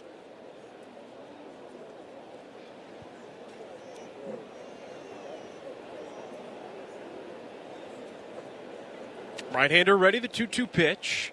Curveball grounded right back to Gallen in good fielding position. He jogs halfway to first before tossing to Locklear. And there is 1 down to begin the frame. Staying stubborn with the curveball, and he got him to chase one that was below the zone. Not much he could do with that, and became an easy little tapper right back to Gallen. That's going to bring up Langford. For the Diamondbacks, Candy, it's feels like for us a never-ending discussion of trying to get back to 500. Langford takes a curveball for a strike. It's 0-1. A win today puts him at 70 wins, 71 losses. You got the Red Sox coming into town for 3 Friday, Saturday, Sunday. As the 0-1 is cued fair just in front of the plate, up the first base line. Moreno with a nice bare hand pickup, and he throws to first in time for the out. That looked like after a wide receiver scores a touchdown, he just spins the football. Pretty much so. He got out of the box really, really quickly, and because Langford does run well, and he got that ball and flicked it right to the perfect spot to Tyler Locklear, and he got the out. Jock Peterson struck out looking his first time up. He takes outside for ball 1. A couple of easy ground balls, but it didn't make it past the pitcher's mound to start this inning. And the 1-0 swung on, popped up third base side. That one slicing though, and no chance for Alexander. Oh, he reached up. Yeah, that was close. I think it just got just the backside of that net down the third baseline. Yeah, no netting there. He can probably reach over and make the catch, but obviously more times than not, it's led to fan safety than helping a team one way or the other. Here's the 1-1 now. And Peterson, another swing, another foul. Gallen ahead, 1-2. Peterson way behind that fastball. Again, when you throw a ball in the outside corner to Peterson, it's because of where he stands on the plate and his approach. It's almost over the middle of the plate. So you can really tie him up in. Oh, that one up and in, and Peterson hits the ground. 2 balls and 2 strikes. That's Zach's way of saying quit diving. This comes right up at him. High 4-seamer, and down he goes. 2-2 the count. Base is empty. Here it is. Inside again. Full count now. D-backs fans score big game day meals at Fry's with savings beyond low prices, including digital coupons worth over $600 each week. Fry's, fresh for everyone. And time now going to be called, I believe, by the batter. Pitch clock was winding down, so that actually worked out in Gallen's favor.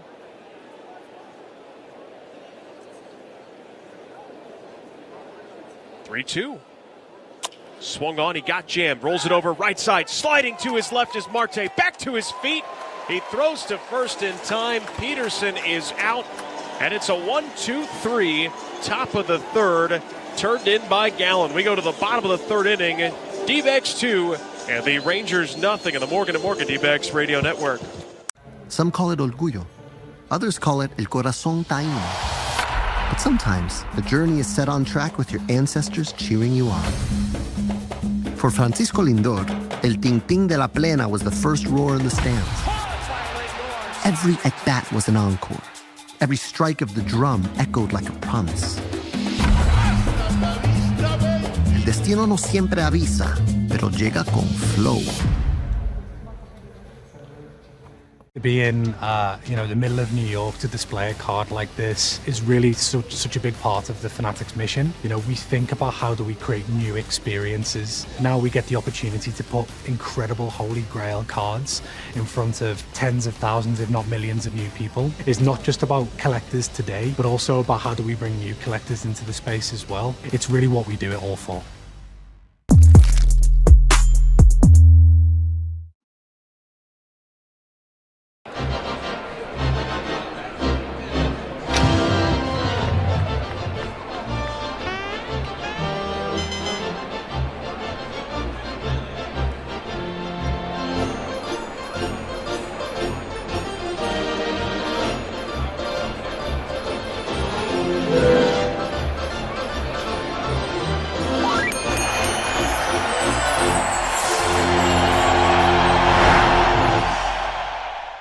Daniels Jewelers is the official sponsor of the trip around the diamond. Stop by any Daniels locations and say home run for your free team bracelet and $50 gift card toward any purchase of $99 or more. And at Daniels Jewelers, everyone is approved for credit. Daniels Jewelers, own the dream.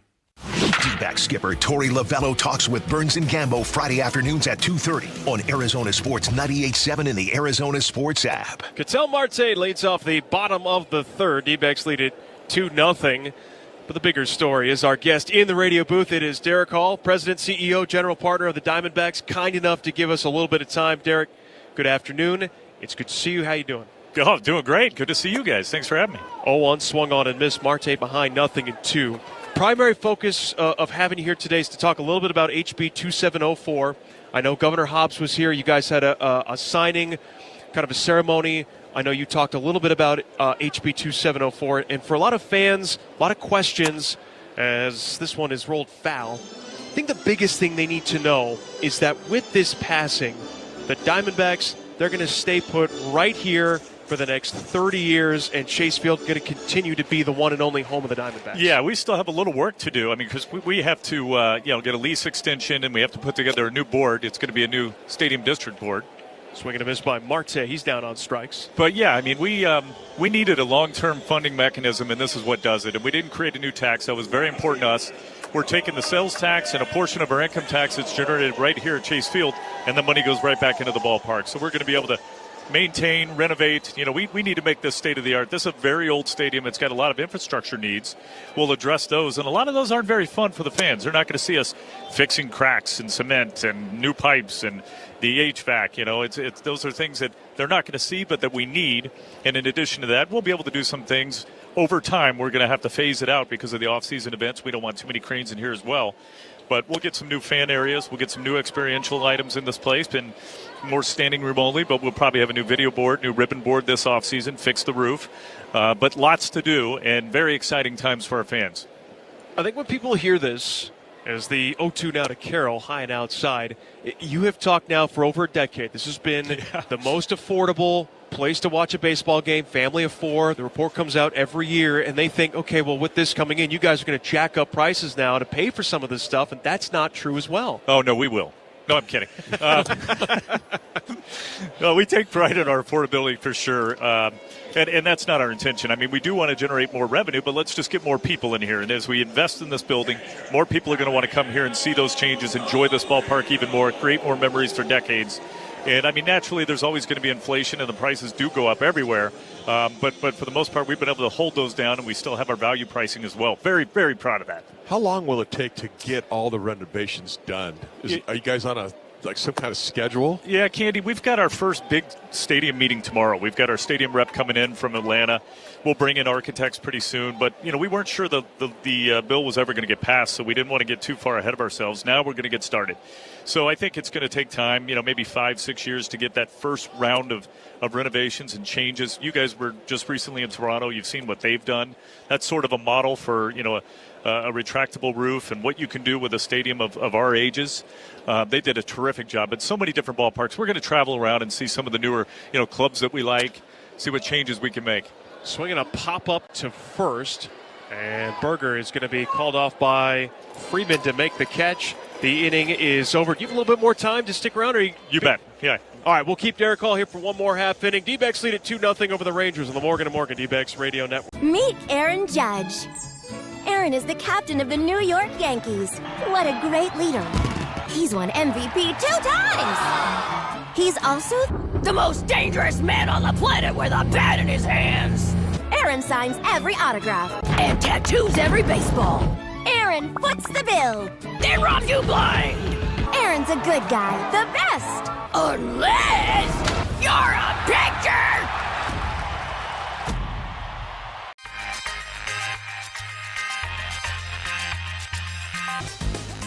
To see all this excitement around what I love to do growing up, it's crazy. What's your favorite thing about this whole event so far?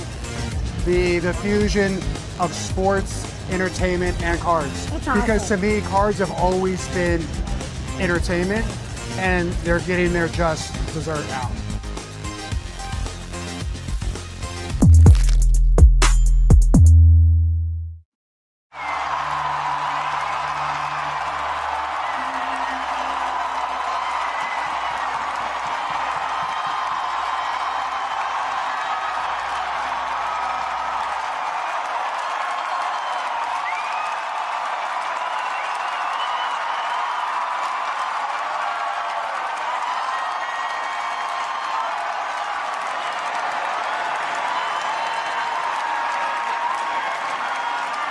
Mornings at 7:45. The Skipper joins Burns and Gambo Friday afternoons at 2:30. Never miss another D-backs conversation when you subscribe to the Arizona Sports YouTube channel, Arizona Sports 98.7, and the Arizona Sports app, the home of Arizona Diamondbacks baseball.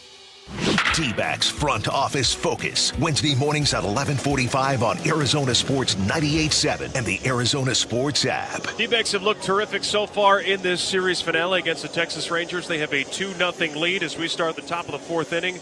Chris Garagiola alongside Tom Candiotti and Derek Hall, President, CEO, and General Partner of the Diamondbacks, is with us right now talking a little bit about HB 2704. And Jake Burger is going to lead it off here. Burger first time up with a base hit off of Gallen. And Derek, one thing I wanted to sort of bring up here as Burger takes a strike is, the number is $500 million. That's what's going in this pool that can be used to renovate. But there has also been money that is put in by Ken, by this ownership group. You described it before as a private-public partnership. And, I mean, it's a significant amount of money that's been put in already. We've put in over $200 million over the years, and we're committed to putting in at least another $250 into this building. So, yeah, it'll be a big commitment from us, too. Now, the $500 million that is capped in the language, it can actually go up because there is inflationary increase each year, too. So it'll be even more than that. We're going to be able to make some significant improvements to this ballpark for sure. Have you guys, because you mentioned this lease before, that is the kind of the final piece here, but it seems to be more of just almost clerical, so to speak. I know there's some back and forth, but you have to get a board and everything, and that's kind of boring details. But once that happens and you do extend this lease, is that when you sort of put into the order of operations of, all right, we want to fix this? Yes. Okay. Yeah, and we'll start tomorrow with that first initial meeting, and we'll basically have a blank canvas, and what are we looking for? If we could do anything and everything, let's put it all up there and see what sticks. So we'll put together that board. It's a 10-person board, part of the language in the legislation. And beautiful pitch there for strike three called on Burger. So 9 votes, and then we're an ex officio vote or chair at the table. We'll put together this board. Then we'll have to pass bylaws and perhaps even do the lease extension with them. But I could see us hiring an executive director, and then we'll have oversight over the planning. We'll go to them for approval or disapproval, and then we'll start rolling. So I can see us starting to make changes here, this offseason, obviously, but we're not ahead of ourselves yet. First pitch, ground ball to short, and Perdomo, beautiful backhand play, throws out Higashioka just like that, 2 up and 2 down. Well, it certainly sounds like you got a lot of work ahead of you to do, but it's kind of fun work, knowing that the end project is going to look really, really nice. That's what I was going to say, Candy. It is a lot of work, but it'll be fun. It really will, going through this exercise and going around to the other ballparks like we were starting to say the last half inning and seeing what's worked, what hasn't worked. You're seeing a lot more, standing room only where people like to have bars and socialize, and you're seeing rooftop bars and taking out of seats. We're not really looking to reduce capacity here.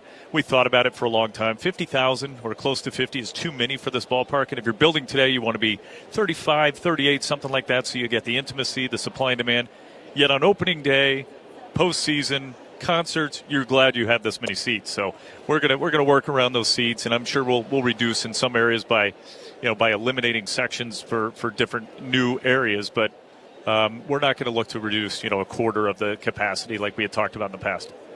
There's a lot of people that were working hard behind the scenes as Freeman takes a strike. It's 1-2. But would you just talk a little bit about some of the work that Amy Lane Pierce has done to sort of get this momentum going and ultimately get us to today? She did terrific. She's our vice president of government affairs, and she was basically living down at the Capitol.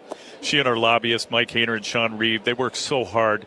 They kept account for us, and believe me, twice a day, 3 times a day, every day, I'm talking to her saying, what was new today? What'd you hear? Tell me the votes. Have we lost anybody? And she's been terrific. She really has, and very strategic, but you could see the relationships that she has. And now, like Jeff Jacobs is going to be a huge part of what we do moving forward, because he's in charge of all of our projects, and he's ready to roll up his sleeves and really execute on behalf of all of our hard efforts here. 3 balls, 2 strikes, the count on Cody Freeman, top of the 4th inning. The D-backs have a 2-0 lead. Gallen ready, and his 3-2 pitch. Swing and a foul tip. Unfortunately, Moreno couldn't hold on. Gallen really making a lot of great pitches this inning. Just almost got that slider by him that time. But mention names. I mean, Chris, we got to think the governor. Governor Hobbs was instrumental. Jeff Winiger was our representative who sponsored the bill. Warren Peterson, the president of the Senate, got it through the Senate finally. The Mayor Gallego. There's a swing and a liner to right. Carroll makes a nice running catch, and that is going to do it for the Rangers in the fourth. Derek, thank you so much. I know it was a lot you threw at us, but hopefully it answers a lot of questions that fans and citizens of Arizona have, and we are excited to see the ball rolling up. Folks, that right there is Decoy, the luckiest dog in the world. His owner is Shohei Ohtani, a myth of a man. A human who can do all this with a baseball is every dog's dream. 100-mile-an-hour fastballs, drool, 250-foot dingers, woof. He gets called a good boy in 2 entire countries. And I get Greg. I just hope all that fame doesn't go to his head.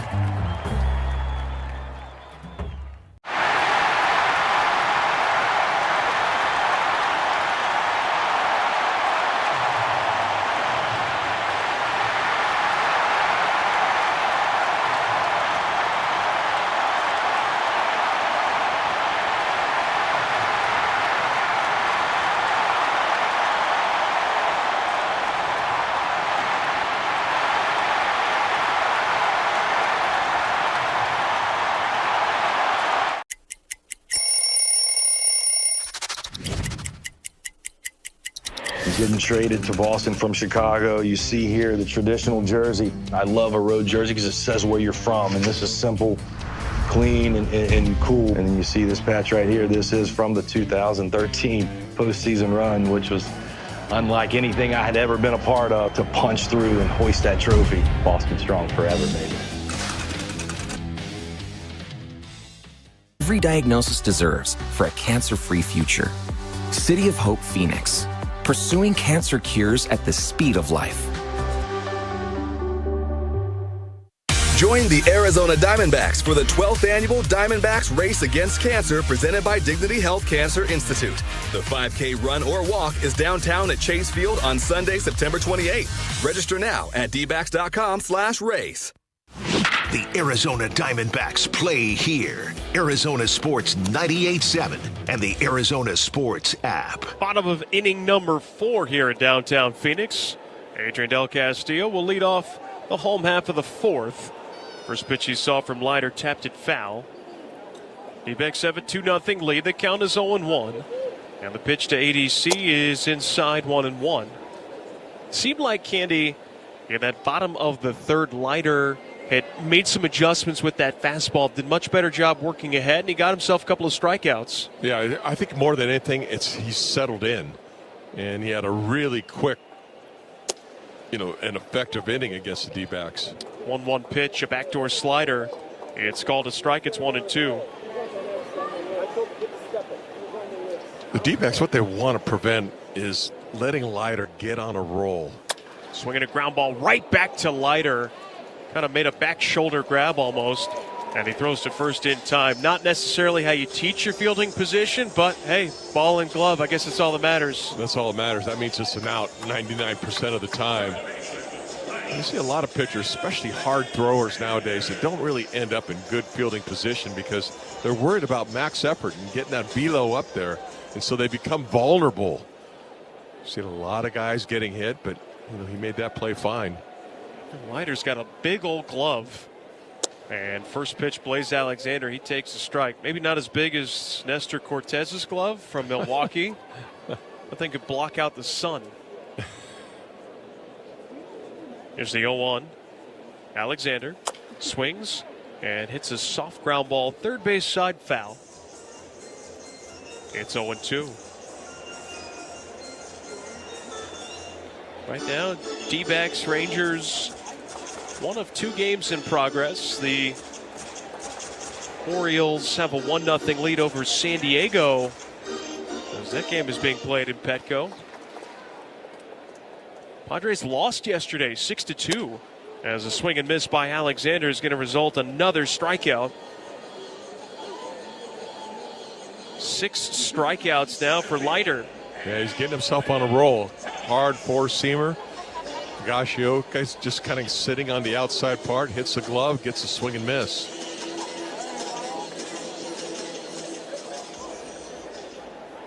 2 outs for Alec Thomas. Walked and scored in the second. And he foul tips the first pitch. It's 0-1. At Dignity Health, our team of orthopedic experts can help keep you in motion. Don't let joint pain put your life on pause. Visit dignityhealth.org/AZ Ortho to learn more. Another swing, another miss. Feet were moving all around on that swing. It's 0-2. He didn't have much of a chance to hit that one. That was 97. It was more down about knee high. And it just seemed like his timing was way off with the swing. Here's the 0-2. Ooh, inside. Leiter just spiked a changeup almost straight into the ground. 1-2 the count.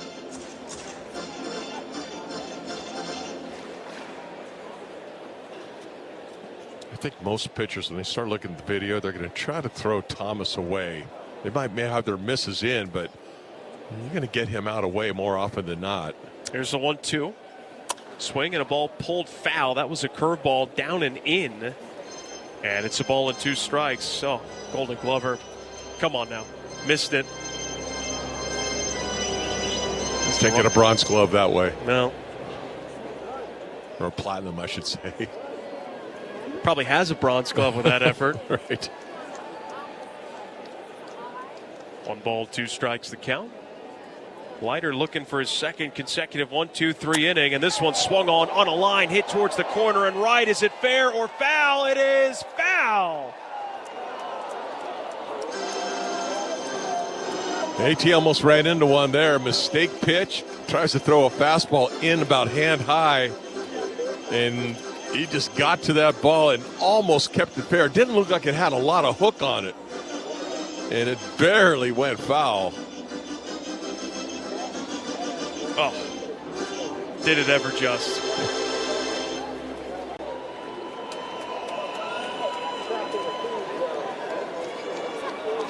The 1-2 swung on and fouled again. That one at 99 miles an hour. He's letting it eat. His arm feeling good. Just said hit it if you can. His dad ever throw that hard? No. I don't remember him throwing that hard. Al had a terrific cutter. Oh, yeah. And he just sawed bats left and right. And there's a swing and miss. Got him with a changeup. The inning is over. He strikes out 2, has 7 on the day. And we have played 4 in the desert. D-backs 2, Rangers nothing on the Morgan & Morgan D-backs Radio Network.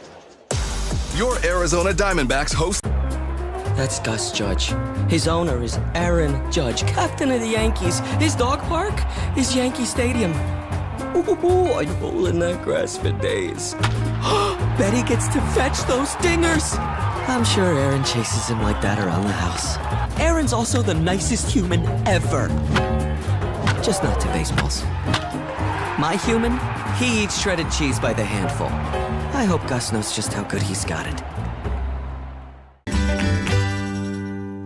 Help you coordinate your family's care, including annual physicals, screenings, and immunizations. So keep your home team healthy. Find a provider and schedule an appointment today at dignityhealth.org/DHMG. D-back skipper Torey Lovello talks with Burns and Gambo Friday afternoons at 2:30 on Arizona Sports 98.7 in the Arizona Sports app. Here is Alejandro Osuna. Rangers will have 7, 8, and 9 coming up for the top of the 5th inning. Gallen has been just dynamite so far. And he starts Osuna off with a curveball called a strike. This is really turning into a good pitcher's game right now. Gallen has been spot on. Leiter the last couple innings has really found his rhythm. Alejandro Osuna, the younger brother of Roberto Osuna, a controversial former Blue Jays and Astros pitcher, as this is a slicing line drive to left center field. That'll get down for a base hit. Thomas quick to cut it off, holds Osuna to a single. And the Rangers have their first base runner since the double in the second by Ezekiel Duran. Cutter inside, kind of fought it off more than anything and just kind of blooped it out into short left center field.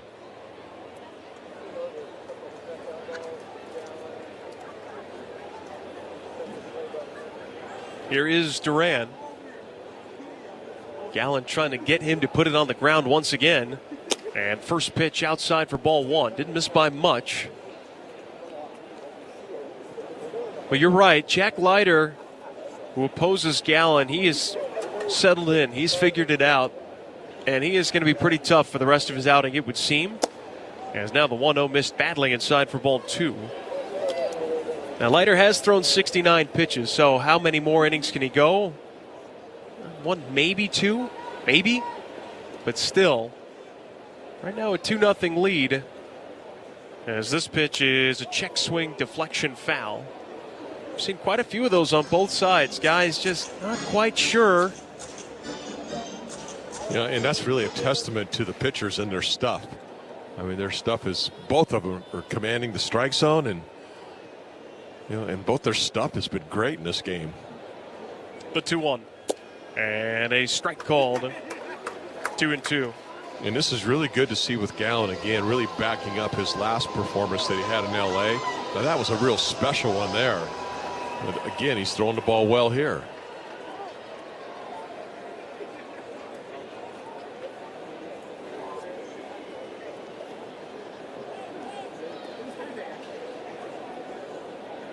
Two balls, 2 strikes, 1 on, and nobody out. Top of inning number 5. The 2-2 pitch is on the way home. And Duran took it for strike 3. Beautiful pitch on the edge. Great slider. He gave up on it, and Zach got the call. How about this? Gallen has 4 strikeouts. All of them have been looking. Keep it going. Maybe he's got Roberto Ortiz, kind of working with him now. Hellman swings and drills one deep down the left field line. That is foul. Another foul line foul. I mean, that's been about 4 or 5 of them now that the Rangers have hit down that way. In the series, not today. So we know they can pull the ball. Yeah. And now the 0-1. Breaking ball softly hit to third. Alexander charging, goes to second. There's one. And there's the only one. Marte just pockets it. Makes sure to get the lead runner. It'll be a fielder's choice for Hellman. And the inning continues for leadoff man Josh Smith. Ball really wasn't hit hard enough to be able to turn. Alexander came in and gave Marte every chance he could. Got the ball to him quickly on a good throw, but Marte just ate it right there, making sure he got the sure out. 2-0 D-backs, 2 down in the 5th. And Smith takes a heater for a strike. Now Hellman will run. He does have 2 stolen bases and limited opportunities this year. Has not been caught stealing. Moreno throws out about 20% of base stealers this year. And the 0-1, ooh, way inside that time. Gallen just kind of pulled it. 1 ball, 1 strike to count.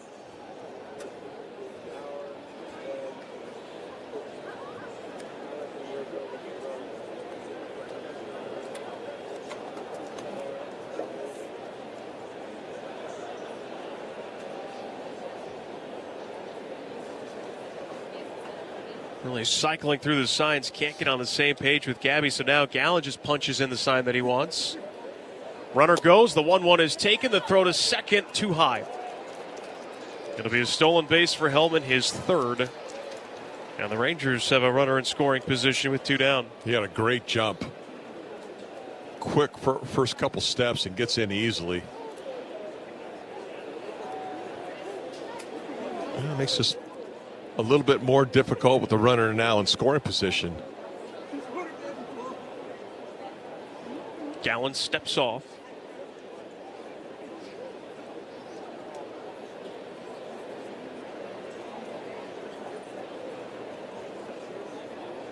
Two balls, 1 strike.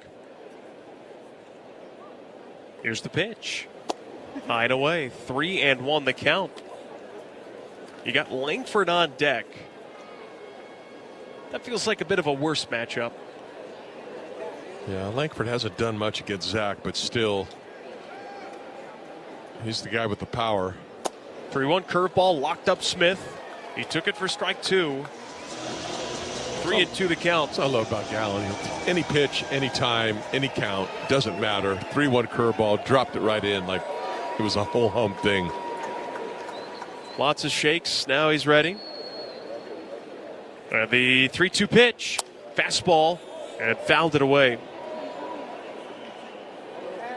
Good to see Gallen, situations like that, not be afraid to throw that four-seamer. Just pound the strike zone. He doesn't have to live on the edges. Still has good life on his fastball. That's one of the things he might have learned in L.A. Payoff. Ooh, just missed down low.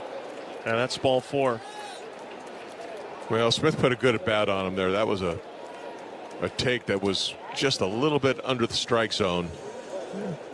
Big at bat now.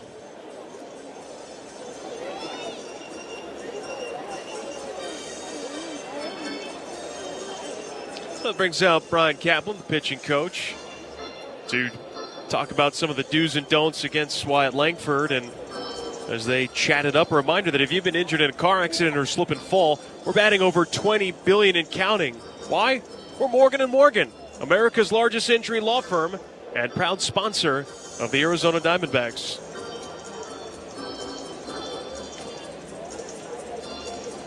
Well, we have seen in the past Langford handle Ryan Nelson, who has a better, harder four-seam fastball. And perhaps just looking at that fact alone suggests that Gallen will find more success with cutters, sliders, curveballs, and changeups.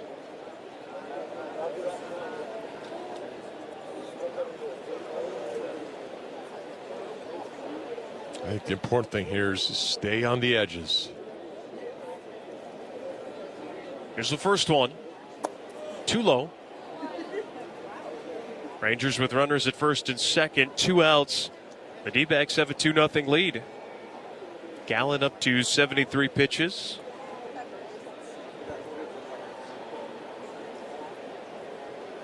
Right-hander ready. Here's the 1-0. Breaking ball, grounded foul. Would have been ball 2. Instead, the count even at 1-1. Langford is a guy that comes up there. He's not really interested in working the count or drawing a walk. He wants to swing. If he ever gets better command of the strike zone, you'll see his average, which is sitting at 247 right now, probably get up around 280. 1-1. Another swing, another foul on another Gallen curveball. 1-2. All about putting them away right here. It's where you make your best pitch.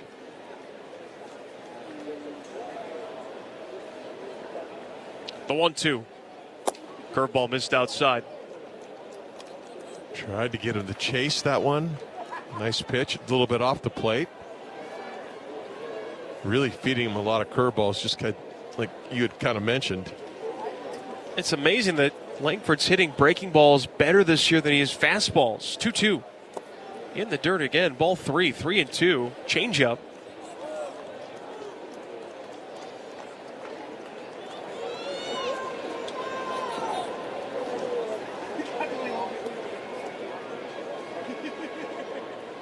Well, not a guy you want to walk here. No, runners will be going here.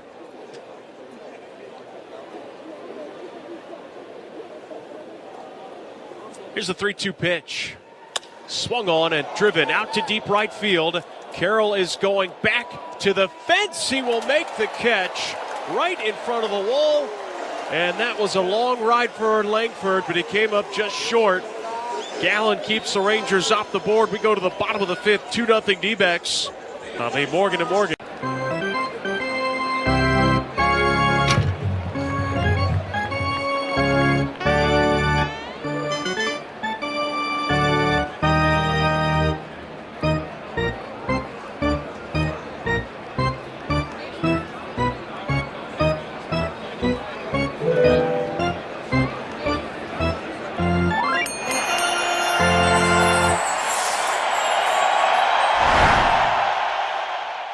Folks, that right there is Decoy, the luckiest dog in the world. His owner is Shohei Ohtani, a myth of a man. A human who can do all this with a baseball is every dog's dream. 100-mile-an-hour fastballs, drool, 250-foot dingers, woof. He gets called a good boy in 2 entire countries. And I get Greg.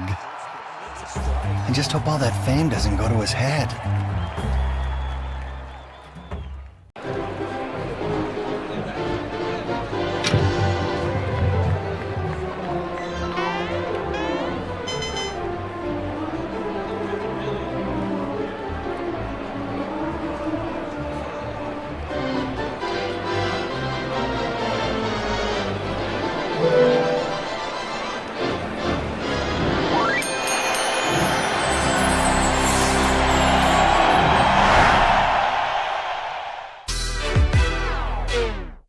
At City of Hope, we're pushing the boundaries of science, targeting cancer at the molecular level, making every second count, with appointments in as little as 24 hours. City of Hope, advancing cancer care at life-saving speed. Learn more at cityofhope.org.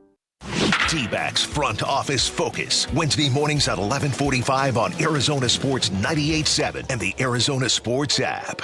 Tyler Locklear leads off the bottom of the fifth inning. And Leiter's first pitch missed inside for ball one. Locklear looking a bit more confident at the plate. And a base hit his first time up. Here's the 1-0 pitch. And a good breaking ball down the middle for a strike. 1-1 the count.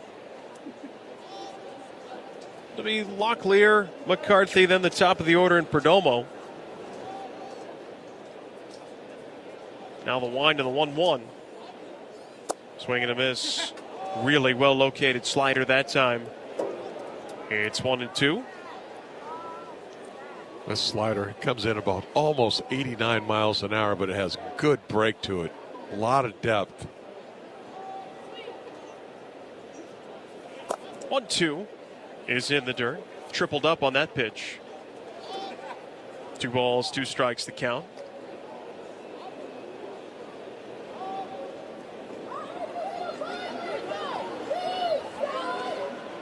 Good time for the D-backs to start adding on a little bit. I always like that when the bottom of the order's up, just to get a guy or two on. 2-2.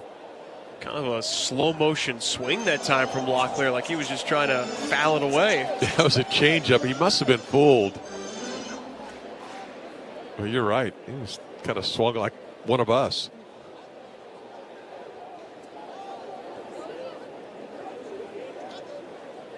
Two now. Swing and just got a piece. Well, he's not throwing him any fastballs. He's been a lot of breaking balls with his bat.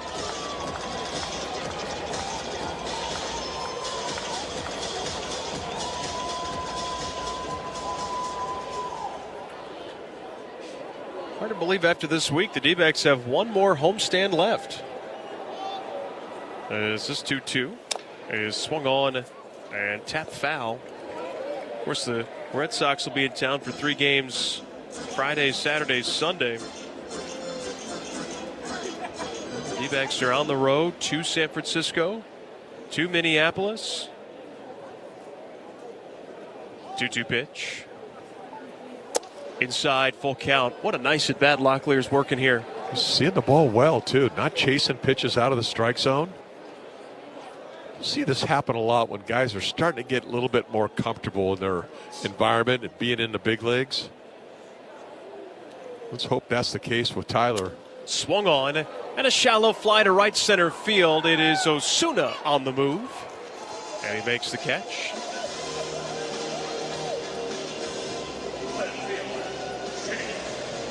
Not where he was trying to throw that pitch. Slider that backed up on him, up and in tight instead of down and away. And he got away with it. A little easy fly ball to right field. Well, that final homestand is going to be a 3-team homestand. Giants, Phillies, and Dodgers. McCarthy, first pitch, takes a strike. And then the D-backs, the final series of the year. 3 games on the road. Just the short trip over to San Diego. That's 3 big teams coming in. Even that trip to San Diego might have some implications. The 0-1 is fouled back. The unfortunate thing for the Diamondbacks is that, with the exception of the Giants, none of their remaining games on the calendar are against teams in the wild card. They cannot directly make up ground against anybody from now to the end. Well, they Cincinnati was a big one. Of course, they got the Mets out of the way early in the year, seemed like. Here's the 0-2 pitch. McCarthy slices one foul, stays alive.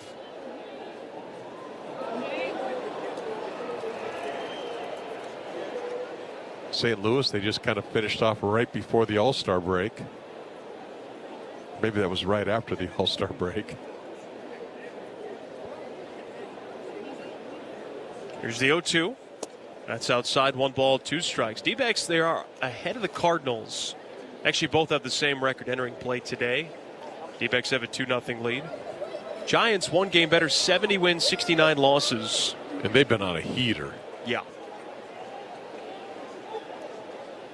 1-2 pitch. McCarthy swings. Slow chopper towards third. Duran has it on a big bounce. Throw to first is just in time. Now let's pause 10 seconds for station ID in the Morgan & Morgan D-backs Radio Network. KMBP FM Phoenix. Arizona Sports, the local sports leader. On the Arizona Sports app and on 98.7.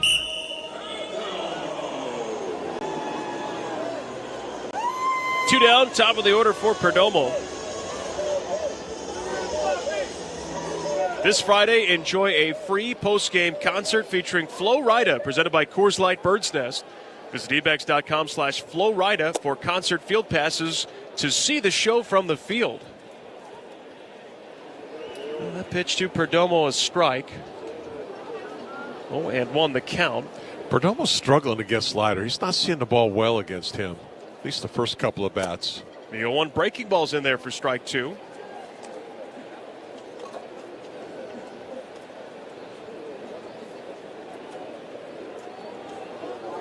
D-backs 2, Rangers nothing. D-backs have 3 hits. The Rangers have 4. And a swing and a miss by Perdomo. Down on strikes. The inning is over. A 1-2-3 inning. 3rd in a row for Leiter. He has struck out 8. And we've played 5. Again, the D-backs 2 and the Rangers nothing. Shohei Ohtani doesn't make any sense. A hitter that pitches and steals bases. No way. A living legend who's this humble? No way. Ohtani isn't a one-way player or a two-way player. He's a no-way player.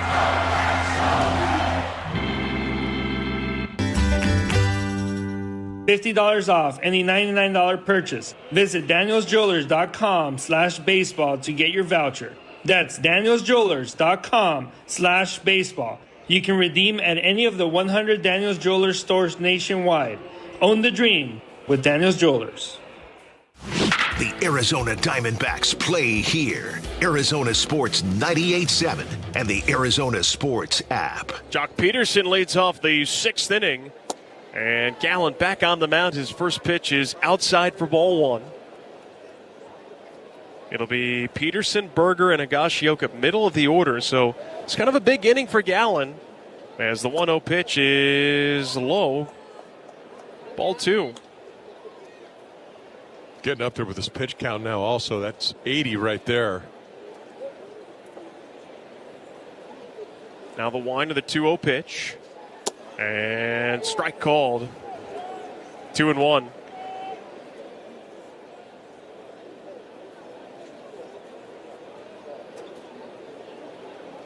Well, we're just going to look at the pitch comm device on Gallen's glove. As there's a hard hit, 1 hopper to first. Slick grab made by Marte. And the throw to first in time for out number 1. Just looking at that pitch comm, not a huge surprise. There's like 16 buttons on it. 8 pitches in 8 locations.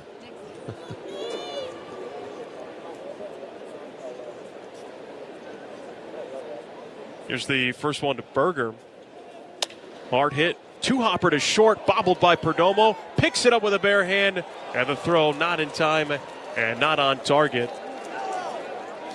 Be it E6. That is Perdomo's 13th error of the year. Almost hit hard. He kept himself in front of it. I thought he could catch this ball. Second hop right there. Picks it up, recovers, but then the throw was well off the mark.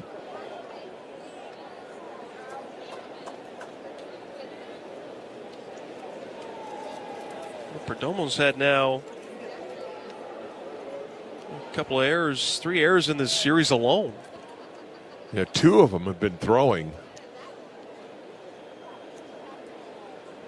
1-on-1 out for Higashioka. D-backs have a 2-0 lead. And this first pitch is taken for a strike.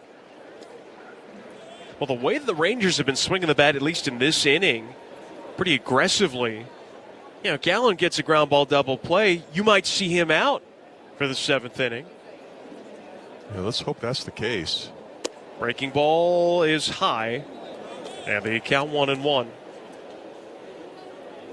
Just kind of given the D-backs state of the bullpen, try to milk as much as you can out of the starter. Sure, they're throwing well like Gallen. 1-1 pitch is outside for ball 2. 2 balls and a strike the count.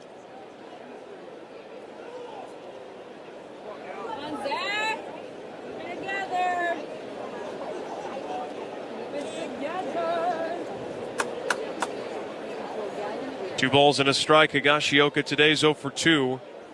And this one is stung foul, third base side. He just smashed it past his third base coach, Tony Beasley. But Gallen, he's got a couple strikes on him now and has a few options. Yeah, that ball was right down the middle. If he can just kind of paint that slider down and away, even off the zone, that's where he wants to locate if he can. 2-2. Went with a really good curveball. Just got a piece to Higashioka. Yeah, that curveball had some really good shape to it. I mean, a lot of these right-handed hitters from the Rangers, it seems like they're more willing to pull the ball than really hit the ball the other way. 3 to throw. 2-2 pitch. Fastball cranked down the left field line. Foul.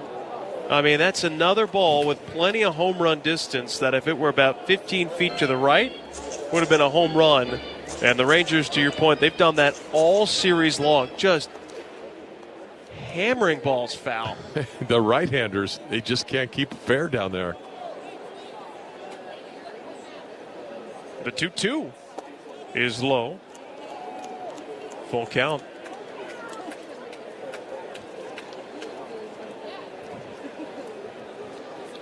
And now that E6 is starting to loom a little large here with the result of this pitch. Here's the 3-2. Higashioka with a swing and a miss. Oh, that's a big strikeout to get. Made him chase ball 4. Good slider, just almost in the dirt, but he gets him to hack at it.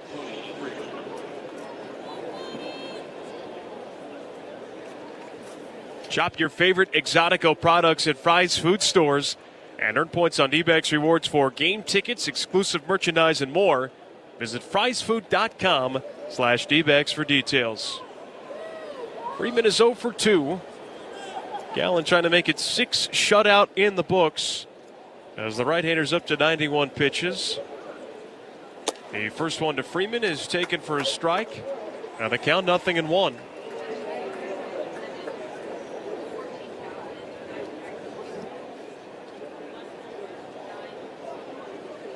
The 0-1. Freeman late, fouled a fastball away at 94. And the count is 0-2.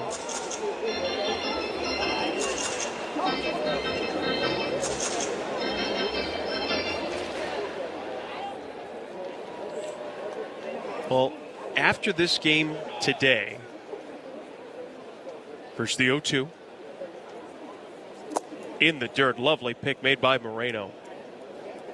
The longest stretch of games the Diamondbacks will go without an off day for the rest of the year is 6. A lot of Thursday off days. They won't play on Thursday again till the 25th of this month. Here's the 1-2.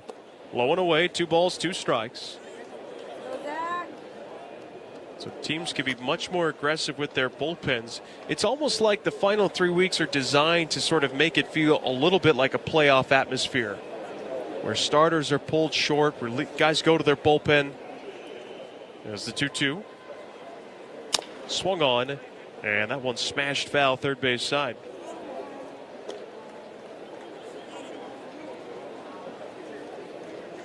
It's certainly designed to give the D-backs some well-needed rest. That's a good part of the schedule. Two balls, two strikes.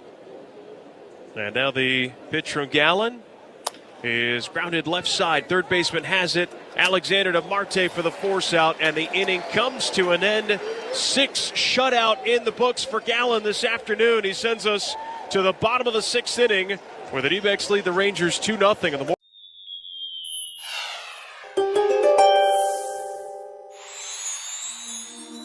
You're bounding onto the mound, Sagittarius, ready to crush your competition in a shutout. But your high expectations for yourself might be working against you instead of helping you reach the success that you're striving for. Bringing yourself back down to earth and letting your baseball expertise take over will score that win you're aiming for.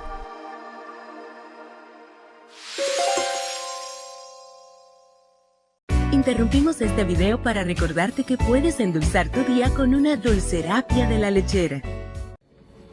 Before he was feared on the field, Ronald Acuña Jr. was chasing wins on a different kind of field. For the Acuñas, el béisbol was a story told in fastballs and late-night rematches. Every loading screen was a part of the strategy. Smash de botones. Smash de jonrones. That's how La Bestia was born.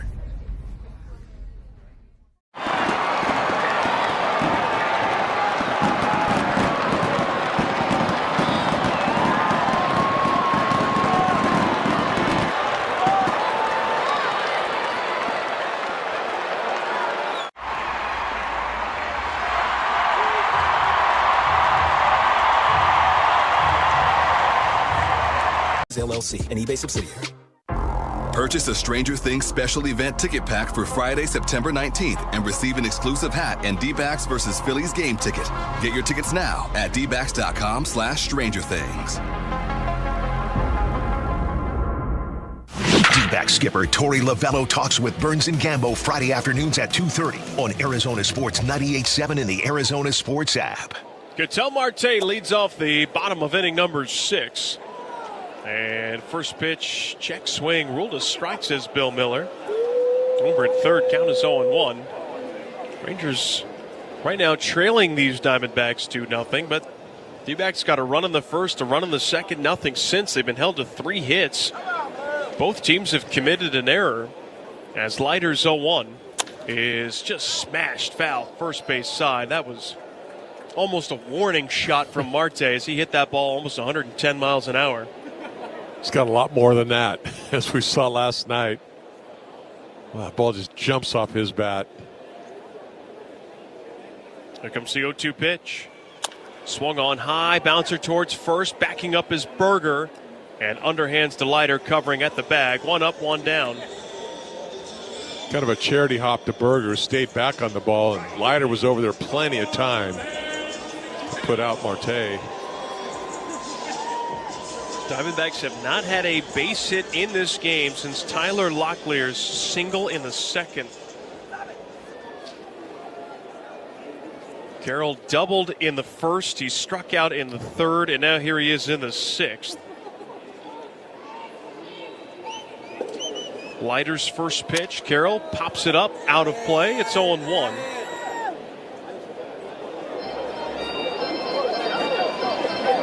He's retired 11 in a row, has Leiter. As now Robert Garcia is starting to get loose. Leiter ready, the 0-1. And Carroll takes off the corner. Pretty good looking pitch. It's 1-1. Not where he was trying to throw it, but probably should have been called a strike. We'll take that as a break. 1-1. And now the pitch. Carroll takes inside for ball 2. 2 balls, 1 strike. Leiter sitting at 93 pitches.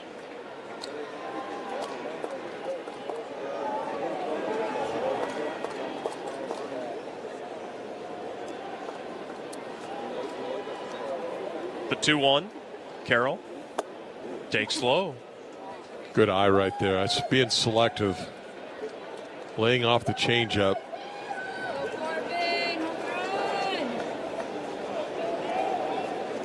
Now he's got the ability to just look for one pitch or one location.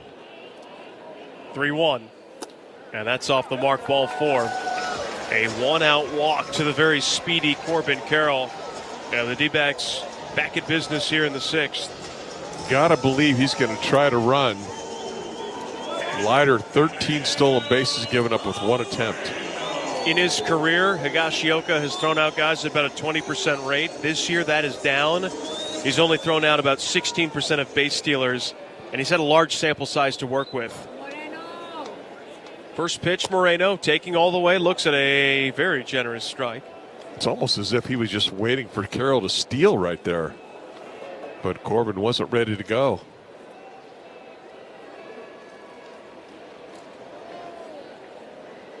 One out. The 0-1. And Gabby takes inside. Like the judge in Caddyshack. We're waiting. Pretty much. Carroll's got 23 stolen bases. He holds as this one is swung on and lofted out into shallow right. Second baseman Freeman will go out and make the catch. And now there are 2 outs for Adrian Del Castillo. A couple pop-ups to second base for Gabby after getting that big hit in the first inning, that RBI base knock.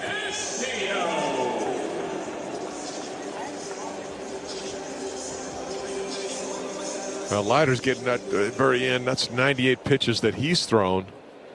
Gallen sitting at 97. And he will go over 100 pitches. He's done it several times this year. Leiter, this one is swung on. That is driven out towards deep center. However, Hellman moving over will make the catch in front of Langford. And the inning comes to an end. A 1-out walk is all the D-backs can muster. And we are headed to the 7th. The bullpen will take over for the Snakes. And they'll try and protect a 2-0 lead. Sopita en polvo con el mejor sabor. Tú y Maggie, el secreto del sabor dominicano. That's Gus Judge. His owner is Aaron Judge, captain of the Yankees. His dog park is Yankee Stadium. Ooh, I'd bowl in that grass for days. Bet he gets to fetch those dingers. I'm sure Aaron chases him like that around the house. Aaron's also the nicest human ever. Just not to baseballs. My human, he eats shredded cheese by the handful. I hope Gus knows just how good he's got it. This time can't get it, and neither could the fan.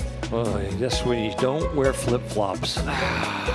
Caminero strikes out, and the bat gets a 7.5 on the distance. But it's stuck to the landing. That's poked and that hits the umpire. The ball is in play, and it's a base hit for Frazier. Roberto Ortiz did what he could to try and get out of the way, couldn't. Took the wrong direction. He just didn't know which way to go.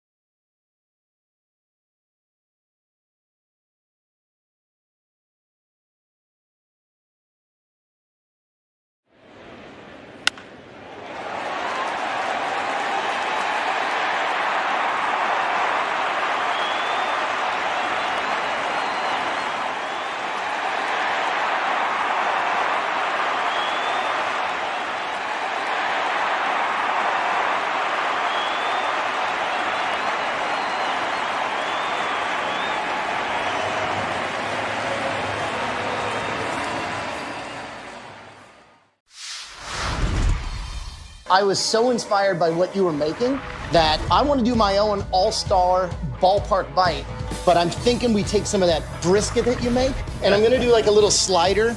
Got the pepper jack cheese, some American, get it going with some of the barbecue sauce that you have, that spicy, delicious one, and then caramelized onions. Make like a little sandwich. We cool? Sound like a plan. I think we did good. Oh, thank you. Thank you. Thanks, Chef.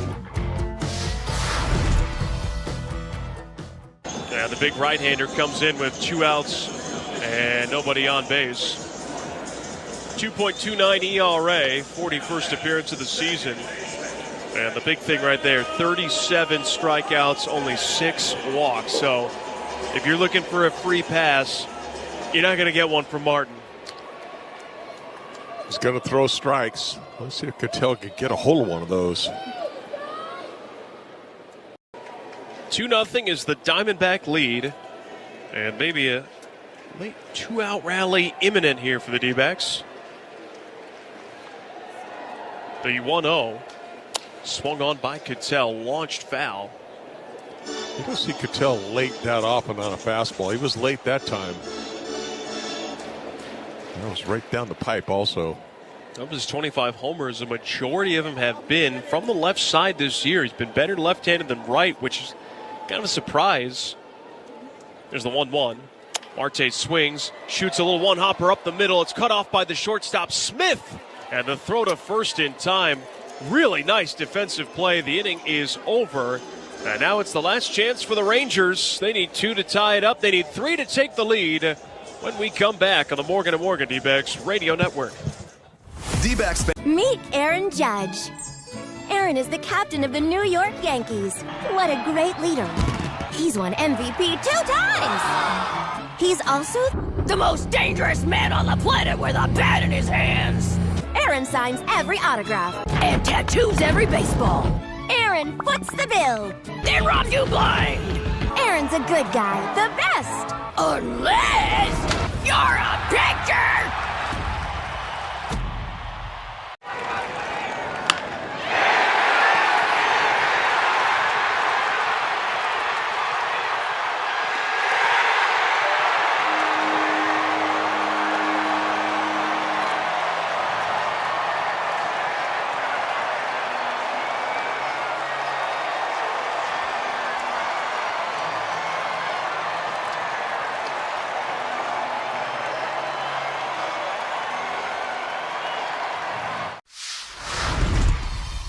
Play in Toronto. Guerrero sends over some good stuff for the guys, so when we play in Toronto, I definitely dive into that. You gotta be careful with Vladdy, bro, because a Dominican breakfast will put you to sleep, bro.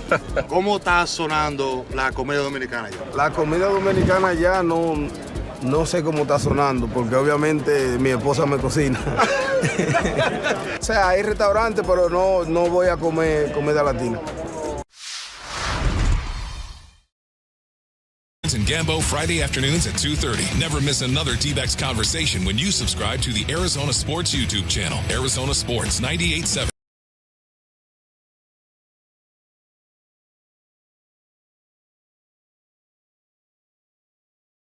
Home of Arizona Diamondbacks baseball.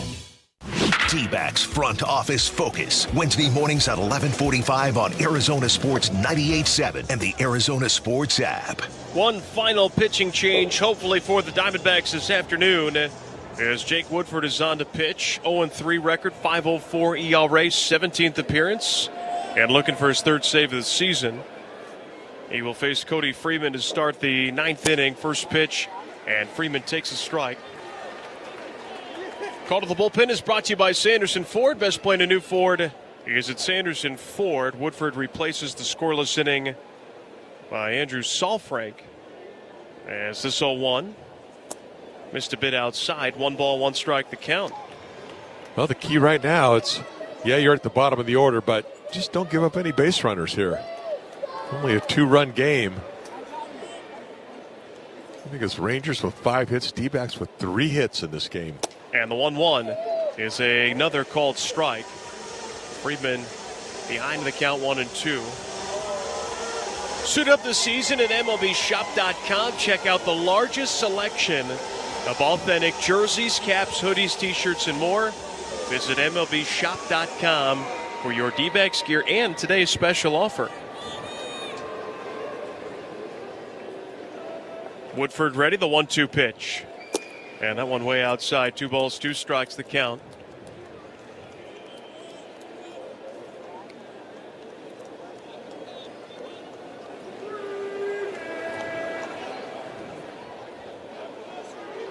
Here's a 2-2.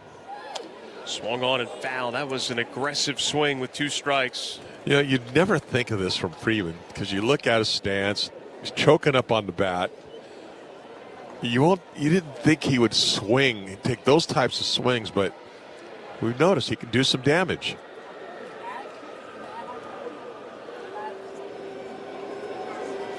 Here's the 2-2 now. And that one swung on and fouled away. Doesn't strike out often. Seems to have a pretty good sense of the strike zone. And because he chokes up on that bat, he's got pretty good plate coverage.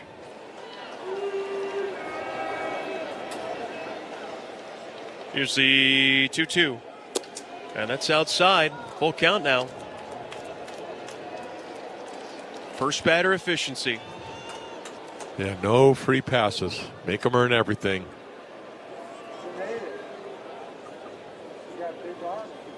The 3-2. Strike 3 called. He guessed wrong, did Freeman. And it was a 4-seamer in the bottom of the zone. And a great start for Woodford to the 9th. 100%. He got caught just trying to sit on a certain pitch. And it definitely wasn't the fastball. It was right over the middle of the plate and down. Rangers down to their final 2 outs. Here is Osuna. And he takes a strike. Backdoor slider, the count 0-1.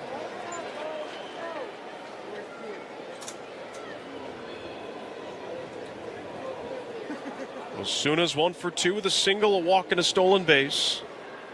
The 0-1. Missed outside, 1 ball and 1 strike. The Rangers, they will head home after this game, after what's been a pretty adventurous road trip for them.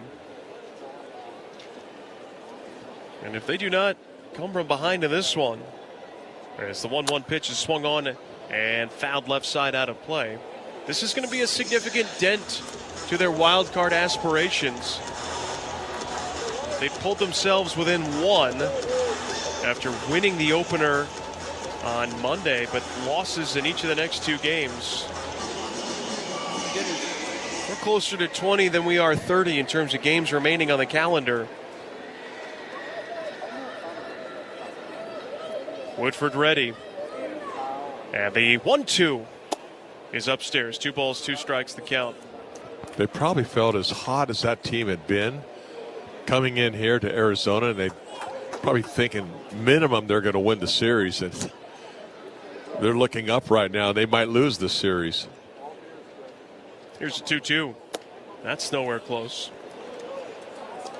And think about their next 3 series, Candy. The Rangers play the Astros at home, then the Brewers, and then they're on the road facing the Mets. Some big games, good teams. 3-2. Swung on and fouled away.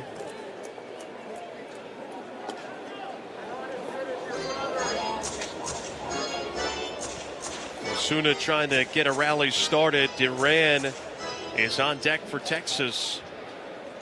D-backs 2, Rangers nothing, 1 out, top of the 9th.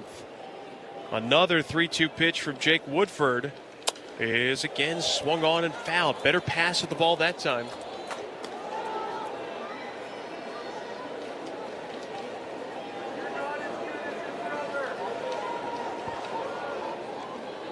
Just got to put them away. Get that ground ball to the right side. 8th pitch of the at-bat. Osuna takes inside, ball 4. And that brings a tying run to the plate. Osuna put a pretty good AB on him right there. But that's what the Rangers were just trying to do. Just wanted to get a base runner. Duran doubled his first time up. He's 1 for 3. Ground ball could end it. First pitch, ground ball foul, third base side. Duran seems to like that pitch a little bit down and a little bit in.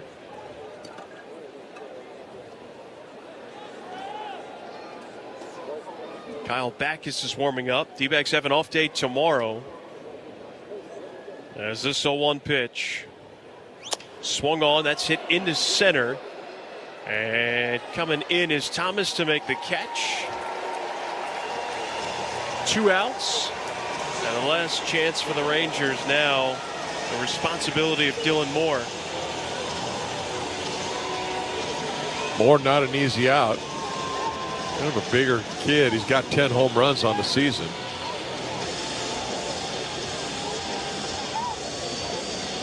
Well, this is interesting. You know, situation like this, you're the tying run, game on the line here. You know, how many swings do you take where you just sole focus is to try and tie this thing up before you shift gears and just try and get a base knock? Probably going to wait till he gets to 2 out or 2 strikes, but he's going to try to tie this game up. Woodford ready, and his first pitch is swung on and slashed foul. Went in with a fastball, put it up there over 94. Pretty good pitch. Tied him up. Rangers down to their final out. 2-0 Diamondbacks. The 0-1. Swung on, ground ball towards third, and that one goes foul. 0-2. That one really got in on his hands.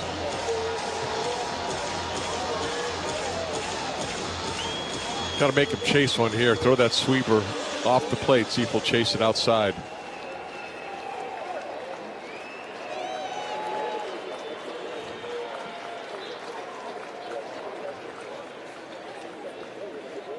The 0-2. Swung on, ground ball to short. Perdomo sliding to his left, has it. He goes to Marte at second, and the Diamondbacks win the series by taking the finale by a final score of 2-0. Pitching all the way in this game. Only 8 hits total between these two teams.